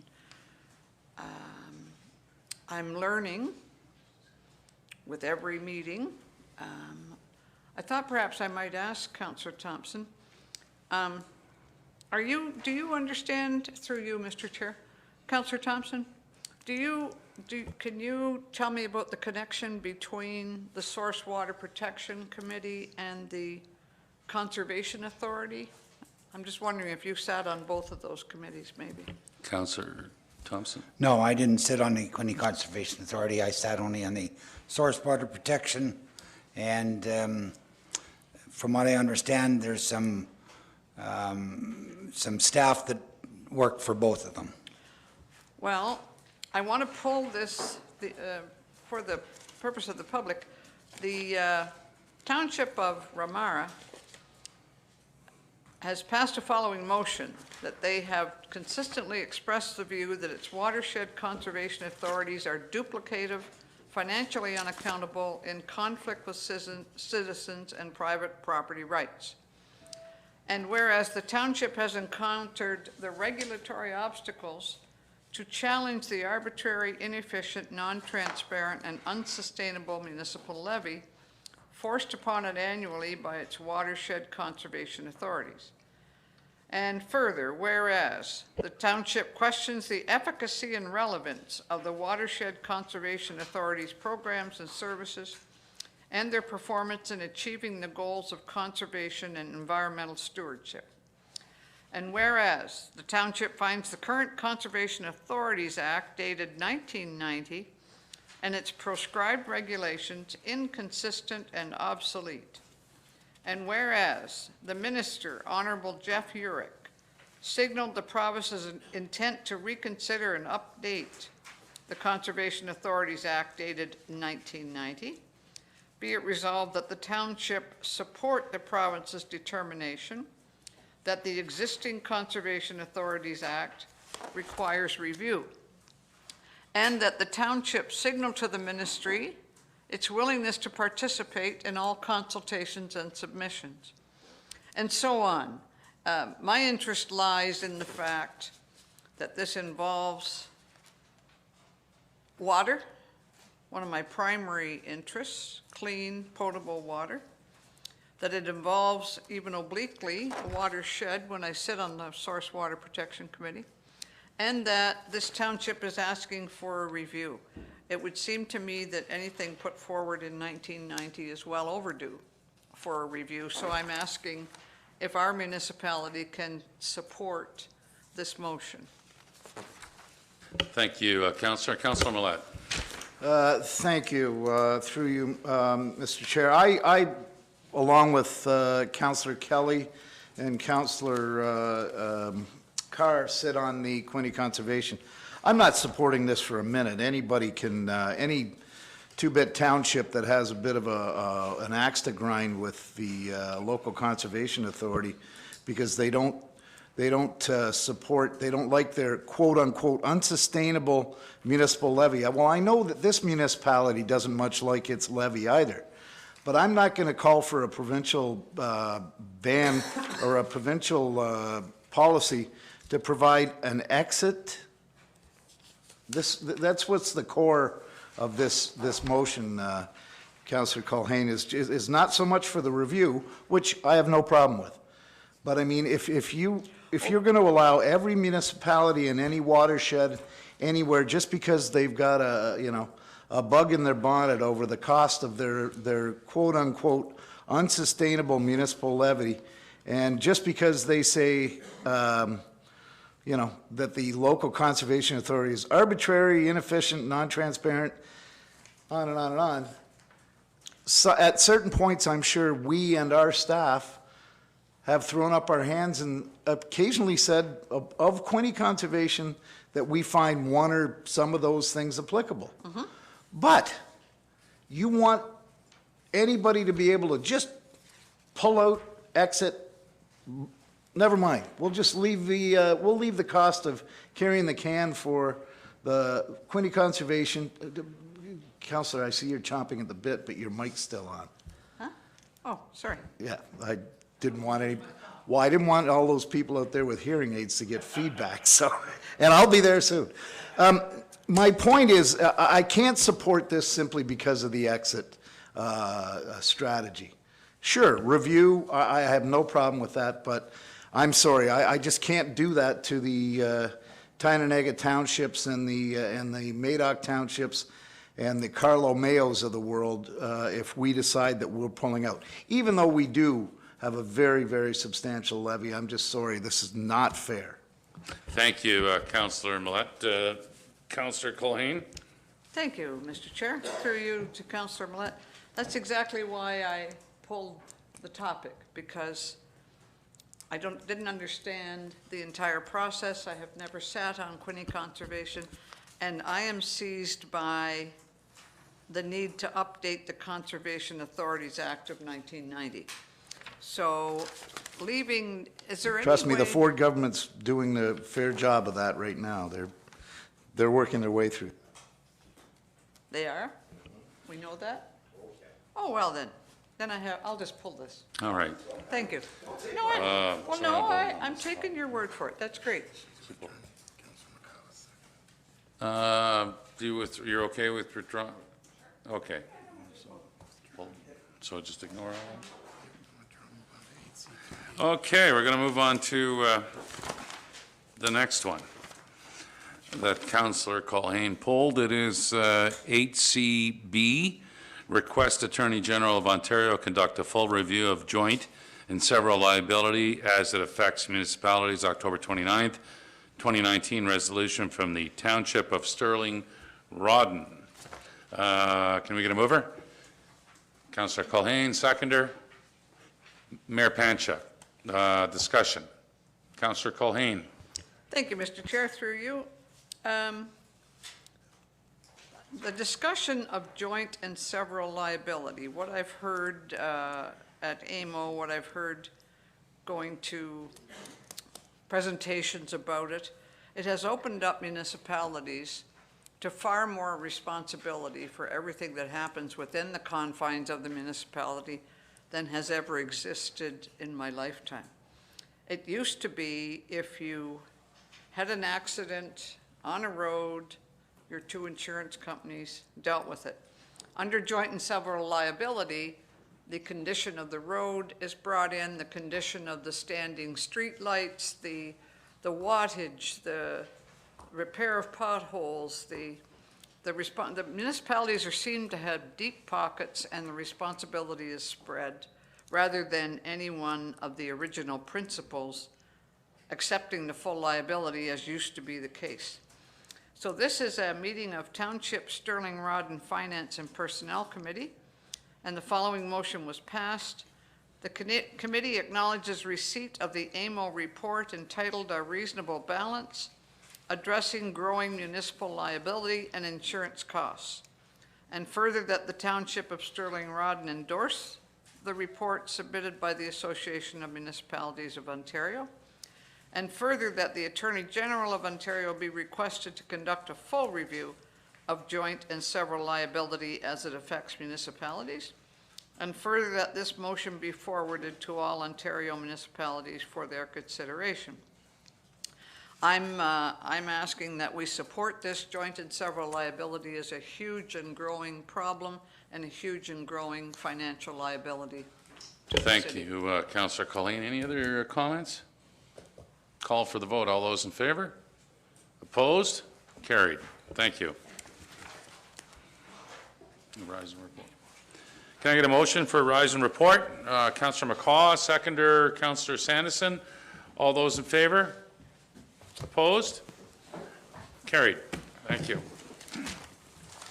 Thank you very much, Councillor Kelly. And as you get to the end of your first Mayor of the Month term, thank you very much for your work this year. Bylaws, first reading of bylaws. And I'm going to ask Councillor Kelly before you, I've got one more duty for you. I have a conflict on bylaw 2019-16. So I wonder if you can handle first, second, and third readings of that one. And then, yeah, and I know Councillor Carr has a conflict on one, so we'll just deal with the one for me. And then, so 2019-16, which is the one I declared the conflict on, dealing with municipal enforcement officers for the Quinte Mall. So if you can handle first, second, and third, please. All right. First reading of bylaws, second and third. First reading, okay. 2019-216, a bylaw to appoint municipal bylaw enforcement officers for the purpose of enforcing bylaw number 9457 in Part 3, Section 3, parking of vehicles on private property, in Section 6, handicap parking zones of bylaw number 12967 as they affect the areas of land and premises known as Quinte Mall. That's it? Or the mover? Councillor Williams, seconder. Councillor McCaw, all those, any discussion? All those in favor? Approved.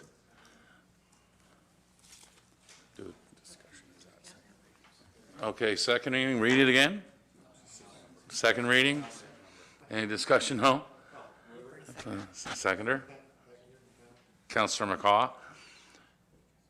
All those in discussion? All those in favor? Approved. One more time. Okay, we'll have Councillor Williams for the mover, seconder. Councillor Millette, just to change it up. Can we have discussion? No discussion. All those in favor? Carried. Thanks.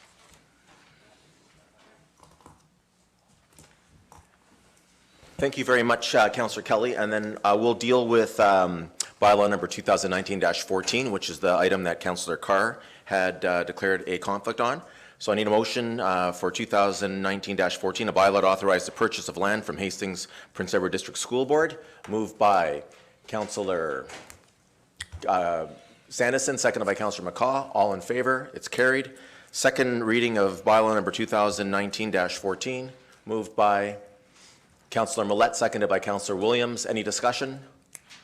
All in favor? It's carried. And third and final reading of bylaw number 2019-214, moved by Councillor McCaw, seconded by Councillor Millette. All in favor? It's carried. Excellent. Okay, so thank you very much for everyone's understanding. So now we'll deal with first reading of bylaws number 2019-211, 212, 213, 215, and 217. And I'll just make a note that bylaw number 2019-215 is for committee appointments. The minutes that we approved earlier correct the Protective Services Advisory Committee. It's Councillor McCaw and Councillor Sandison. It says in your bylaw sheet, Councillor Kelly, and that's not correct. The minutes we approved earlier has it properly, so it doesn't need an amendment. I'm just bringing that to your attention. So first reading of those bylaws, moved by Councillor Culhane, seconded by Councillor Thompson. All in favor? It's carried. Second reading of bylaws number 2011, 12, 13, 15, and 17, moved by Councillor Kelly, seconded by Councillor Millette. Any discussion on those bylaws? Seeing none, all in favor, it's carried. And third and final reading of bylaws number 2019-211, 212, 213, 215, and 217, moved by Councillor McCaw, seconded by Councillor Sandison. All in favor, it's carried. Thank you. New business. Councillors, any new business? Councillor Millette. Thank you, Your Worship. I just wanted to bring to the public's attention and to members of council, Warden Rick Phillips from Hastings County may be extending to the municipality an invitation as expressed at the last meeting of the Community and Human Services Committee for Hastings County, which was held November 13th. He expressed a wish to possibly get a larger group of municipalities under the aegis of Hastings County together to hear the results of the 5-year review of the Hastings County's 10-year housing and homelessness plan. For some of us who knew there was such a thing. But it's a voluminous, oh, it's easier to write than it is to say. But the simple fact is we have core housing needs in this area that are through the roof. I mean, we have some of the highest in all of Canada right here under our umbrella for Hastings County and for the City of Belleville. City of Belleville has the 3rd highest core housing need in all of Canada, behind Toronto and Vancouver, for instance. But one thing you'll find in this report, which I'm getting to, and I'm going to tell you where you can find this, is that the housing core data available for Belleville Census Metropolitan Area includes Belleville, Quinte West, Tynanega Township, and Sterling Rawdon. So when you hear that the City of Belleville is the 3rd highest core housing need in all of Canada, we share that grim figure with a few of our neighboring municipalities. It doesn't make it any easier to digest. Now, the point I want to make is, while this report is indeed thick, full of figures. It has some important points that were raised and includes an awful lot from our housing summit from earlier this year, which is still bearing fruit as we saw here today. So tomorrow you will be able to find a link on all of our city pages, social media pages, the City of Belleville website, where to find an online copy of this report. So I urge community groups that are interested in housing needs, homelessness, please read the numbers in this report and know that there are actually plans afoot that are helping address it. Because if you just listen to some of the enlightened bits online in the social media, it's as simple as opening up an old warehouse and throwing cots in it. This is the way this process has to work. This is 5 years into a 10-year plan.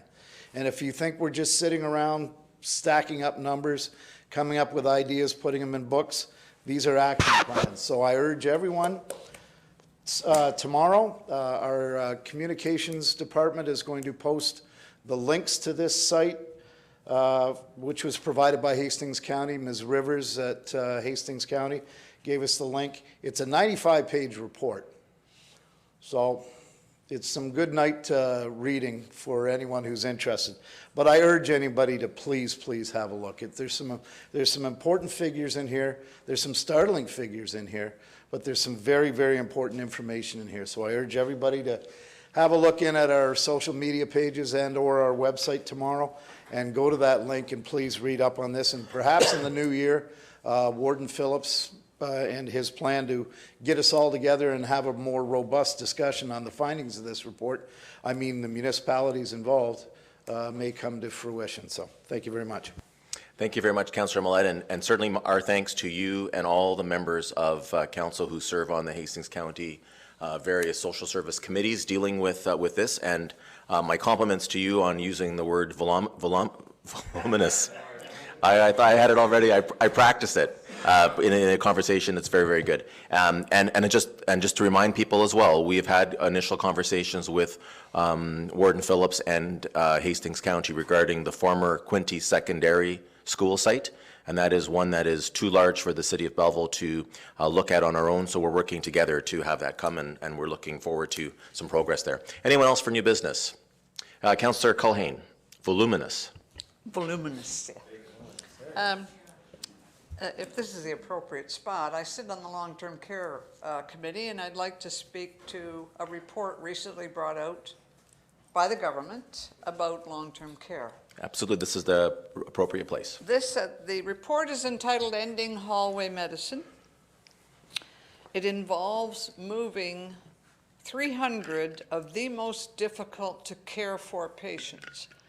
Those would be bariatric patients, which are very, very heavy patients requiring specialized equipment, and extra staff. They would be renal dialysis patients. They would be stable, vented patients. That's a person who cannot breathe for themselves and is on breathing equipment.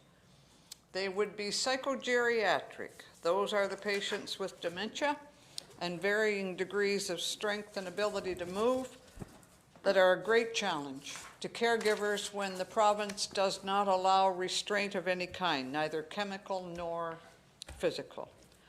Again, staff increases are warranted but not given. The report indicated that this was a great way to assist with movement of patients into and out of hospital. So the 300 patients will be distributed across the province only to long-term care homes of over 190 patients. Hastings Manor has a patient count of over 190 patients. The compensation for these most difficult to care for patients, which currently are cared for by licensed professionals, RN or RPN level, as stated in the report, compensation to the nursing homes who take 3 of these patients will be $100 per day per patient. That would equate to maybe an hour and a half. Now, the care, it says in the report, will be given by licensed professionals, but it says at the other end of the report, or care as directed by licensed professionals. That brings us to the PSW staff, who provide 99% of the hands-on care. The actual reality of work in long-term care homes is that the amount of work is steadily increasing. The ability of the hands-on caregivers to carry that load is diminishing, and people are beginning to leave because it's simply too hard. It's too hard. And they cannot give the care to the elderly that they want to give. The standard, the gold standard put forward by the ministry is 4 hours of care per day. Not achievable, not by any standard, not by any shape of the word. I've been in that business for almost 50 years. I've watched it disintegrate rapidly in the last 10 years and fragment. It is of great concern to me and to the members of the Long-Term Care Committee that while our long-term care home is not being forced to take 3 additional heavy patients, they are being asked which type of patient they feel they could best handle. Well, without additional staffing and additional funding for the necessary equipment and the hands to keep the staff safe and the patients safe from one another, this is not doable. An additional hard fact about long-term care in this area is that the waiting list at Hastings Manor is over 400. I believe 412. So the people in the community who are caring for an elderly and hoping or expecting that their loved one will have a place in Hastings Manor, which is an excellent facility, they need to know that there are 412 people ahead of them on the waiting list if they have not yet put their loved one on the list. I think that was what I wanted to say about long-term care. I'm quite happy to discuss with anyone who wishes to discuss further. I have 2 copies of the report. It was only on the website for 30 days, inviting public comment. But I saw no advertising to inform the public that the report was there. I think the government is not being open about their plans, and moving 300 people, the hardest to care, out of hospital will certainly relieve the pressure on the emergency rooms for a short period of time. But those lines will form again. It's absolutely inevitable. And that's what I have to say. Thank you. Thank you. All right, new business, Councillor Kelly. Thank you, Mr. Chair. I just wanted to touch on what Councillor Culhane was talking about. I'm on the Long-Term Care Committee too, and we represent Hastings County, so that's the Hastings Manor in Belleville and the Centennial Manor in Bancroft. And what an education the past year. Long-term care, if you have an elderly, doesn't have to be elderly anymore. There's residents that are in their late 30s, early 50s. We have to do more. The province has to do more for those that are in the homes, the manors, PSWs, the backbone of healthcare in long-term care facilities. The ratio is, for 33 patients, 3 PSWs. So if 1 PSW, and this is what they tell us at the meetings, if 2 are tied up with a resident, that leaves 1 for 32. Do the math. The government talks a good game of 4 hours daily. That's including serving the meals, giving them their needles. It's that time they add it all up, their bath time. Residents have to be stimulated. They have to be supported. We have to champion and represent those that are at the Hastings Manor and Centennial Manor and Bancroft. And I champion Debbie Rowlands and her team. It's unbelievable. They can't keep PSWs. In Bancroft, there's a shortage. In Belleville, the same thing. All kinds of work. Nobody's going in because of the pay and the working conditions, if you will. So long-term care, some of us not that far from it. We've got to continue to work for the residents and the staff, and I'm with Councillor Colleen on that. It's been an eye-opener, and when you read the stats and see what's going on, God bless the staff for continuing to come through those doors every day and continuing to serve the residents at the homes, because if they quit, it's chaos. Thank you. All right, thank you. And again, we appreciate the work that all of our members do on those committees. And we know that you're mindful of the fact that municipalities were never supposed to be in this business, that the property tax revenue base was not contemplated to be funding these social services. And so I know you'll be mindful at budget time about our abilities as well. There's lots more that we would like to do, but we are restricted with that. Councillor Standison, new business. Thank you, Your Worship. Just picking up on the conversation on long-term care. So currently, both Hastings and Centennial, Debbie Rollins presented some data at the last meeting, and Chair Paul Jenkins pushed hard on the group to come up with some sort of action item around how do we get from 2.6 hours per day to 4. And there was sort of a discussion around the fact that there's no way that the municipality could bear that burden in taxes. So the action item that resulted was that Debbie is going to come back with a plan that says these are the identifiable resources, be they part-time or full-time.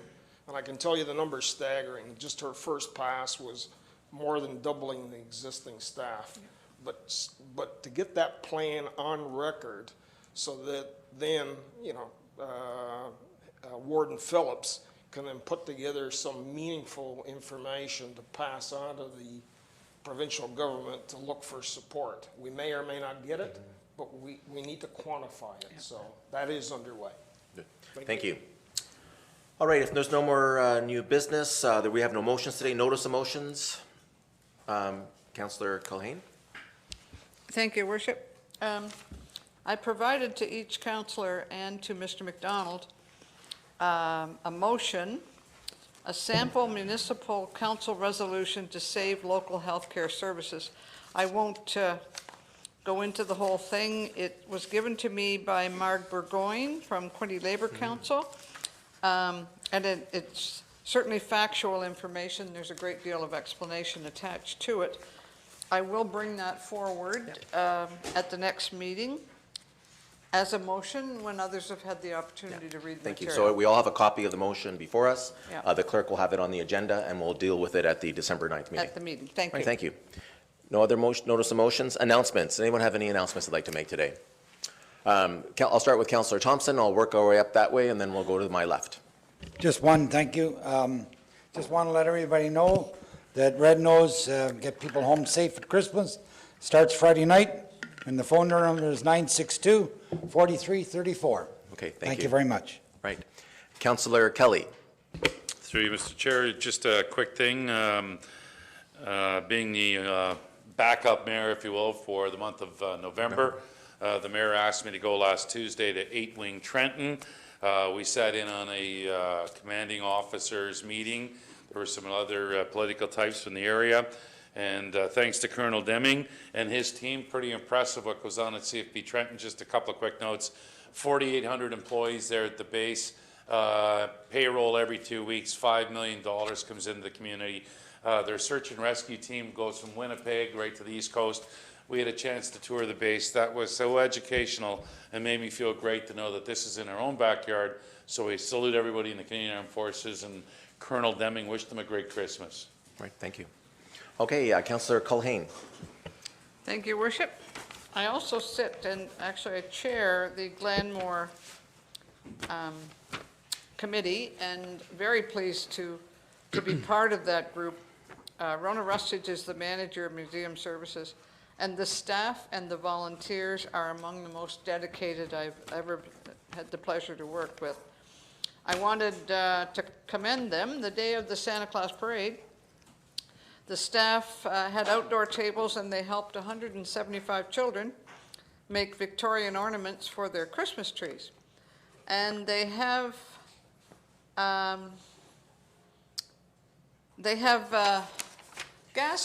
new gaslight lighting in the house that is absolutely beautiful.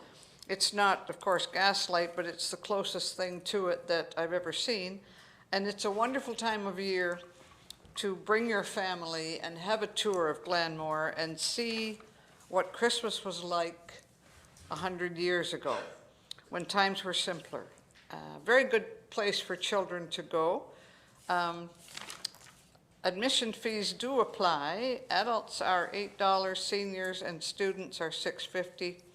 Children are $4.50, and children under 5 are free. But I do highly recommend that you go to Glenmore and take the evening tour. It's beautiful. Thank you. Anyone else? All right, well, I have a number of announcements. First, on a sad note, I just want to say that on Thursday, November 21st, we said goodbye to a pillar in our community, the late Peter Smith. Family and friends gathered at the Ramada Hotel and Conference Center here in Belleville to celebrate Peter's life. I'd like to thank Councillors Culhane, Kelly, Sanderson, Thompson, and Williams for attending the event along with my wife Lisa and I on behalf of the City of Belleville. I would like to give my personal thanks to Peter Smith for all that he did for our community. Belleville will not be the same without him. Our thoughts and prayers remain with Peter's wife Vicky and his family. The flag at City Hall was lowered to half-staff on the day of his funeral and will be presented to the family at a future time. We will not come across the likes of Peter Smith anytime soon. On Friday, November the 15th, members of council and I had the pleasure of attending the Festival of Lights lighting display launch in Jane Forrester Park. Thousands and thousands of residents attended what was regarded as the best launch event to date. I would like to thank Sheila Alexander and the Lighting Display Committee for coordinating this outstanding event. And I'd also like to thank our very own Councillor Sean Kelly for the amazing job he did as the MC and in keeping the program rolling along. I want to thank the committee, all the members of council and the members of the public that serve in that committee. It was truly amazing, and I hope that everyone will enjoy the lights this holiday season. Later that weekend, we also were able to participate in the Belleville Chamber of Commerce Santa Claus Parade on the Sunday. The Chamber of Commerce organized this event with 73 floats this year. We had a new vehicle pulling us. One of the city snowplows was lit up, and we had a council float altogether. I want to thank Councillor Ryan Williams for saving the day. We had speakers and we had a system, but we were lacking music. So Councillor Williams was able to provide us with music, and what a great day that was, and the feedback from the community. Well, none of us were able to figure that out. But what response from the community, not just because of the success of the new route, but also just with feedback about the city and the direction we're going. And I also want to thank the Rotary Club of Belleville for their reindeer park that they had at the Robin Jeffrey Park. Thank you very much. And I wish everybody a very merry holiday season. Since the last meeting, I had the privilege of attending a number of events, including the library staff and volunteer recognition event with Councillor Carr, who's the chair of the library board, where we recognized volunteers and staff, including a long service award for our own Councillor Thompson. I also attended the Trust Beverage Open House. Trust Beverages is the partnership between Molson Coors and Hexo Corp here in Belleville, and they now have a $54 million investment in beverages here that will be going very soon. I was able to attend with Councillor Williams, as well as our Member of Provincial Parliament Todd Smith and our Member of Parliament Neil Ellis, and we are very excited about the innovation that is happening here in Belleville in terms of the beverage industry moving forward. I wasn't able to attend the Salvation Army Kettle Kickoff, but I want to thank Councillors Culhane and McCaw for attending on my behalf, and I wish them a very successful year. And Councillor Thompson was there too, and Councillor Thompson. I want to wish them a very successful season. The Salvation Army provides a lot of people with some very, very important services, and I ask people to join us all in being very generous. A week and a half ago, I was able to attend the undergraduate awards event for Loyalist College. These are the financial awards that students receive. 246 individual students received about $152,000 in financial assistance to attend Loyalist College. They had a tremendous event to recognize those successful students. And we're so lucky to have an institution like Loyalist College here in our community. As Councillor Kelly mentioned, he and I were able to attend Base Day with other area municipal leaders at CFB Trenton, Canada's largest Air Force base. So many of the men and women that work at CFB Trenton are residents of our city. And so it's important for us to have a connection. And a very special treat was the ability to have a quick flight on one of the search and rescue helicopters and to be able to get a bird's eye view of the city of Belleville. We're waiting for those pictures to come out, but I did keep Councillor Kelly from chickening out and jumping off, but he was good. It was a tremendous experience to see the hard work that the men and women of our forces do every day on our behalf, and that they're willing to literally put their lives on the line every one of their shifts. Last week, the Belleville Downtown Improvement Association had their AGM. I want to offer congratulations for a very successful year for the new board, and thank Councillor Williams for representing us on the BDIA board.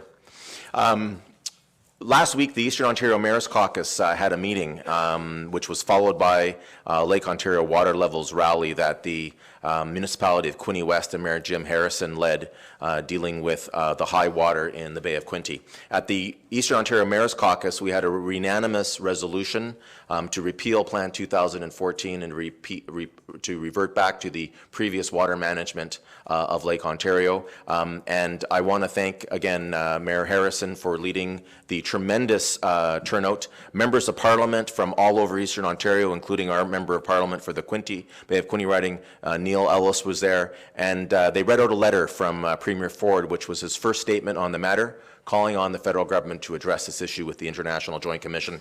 I look forward to dealing with this, because we are very nervous about the spring of 2020 and what that may mean to our waterfront properties.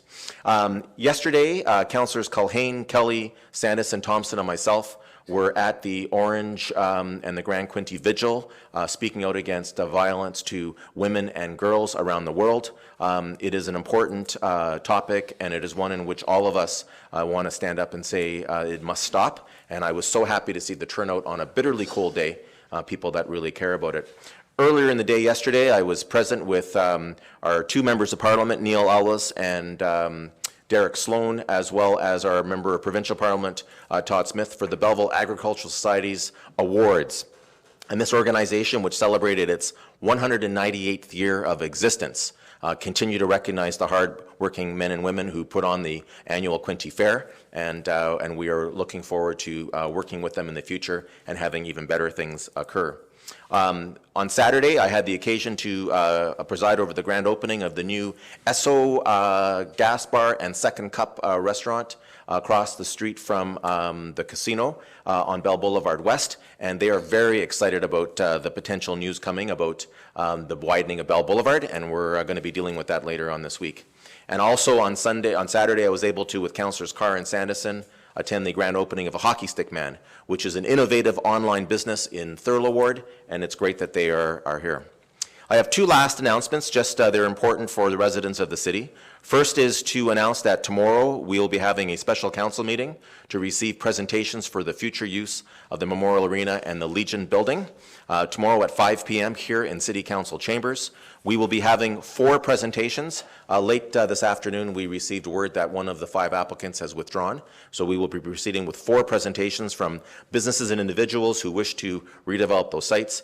Information following tomorrow's meeting will be available on the city website. We are seeking public input from the community, both in terms of a public meeting at the City Council December 9th meeting, where we will give people an opportunity to have 3 minutes at the podium to give us their input there. But in addition, there will be a questionnaire on the city website after the presentations are made, when we will have it on there, and that will be open until January the 7th for members of the community to, very similarly with what we did with the cannabis retail process last December, we want people to do it. They can also send email and regular mail addressed to the city clerk. And of course, they can contact members of city council by telephone or by email, and they can also speak to us over the holiday season. A good place for that would be at the levee on January the 4th, Saturday, January the 4th, and news about that will be coming out soon. And the second announcement I want to make, which is also a very exciting one for us in City Council, it deals with the Ben Bleeker property on the corner of Bridge Street and Sydney Street. Previously, City Council has declared that site surplus, and now that we have made arrangements with the Lawn Bowling Club to move them to the Hillcrest community, the City of Belleville is now taking offers on the approximately 8-acre property site. Any interested individuals or businesses can contact Joe Chinook, our city realtor. We are looking as one large property for commercial development, and we are looking forward to the development on that site, particularly as it, we hope, will improve the services for West End Belleville. With that, I thank everyone for their attention and for being here today. I'll have a confirmatory bylaw, that bylaw number 2019-218, a bylaw to confirm the proceedings of council at its meeting on November 25th, 2019, be read a first, second, and third time, and finally passed this 25th day of November 2019. Moved by Councillor Sandison, seconded by Councillor Thompson. All in favor? It's carried. Motion to adjourn, moved by Councillor Carr, seconded by Councillor Millette. All in favor? Carried.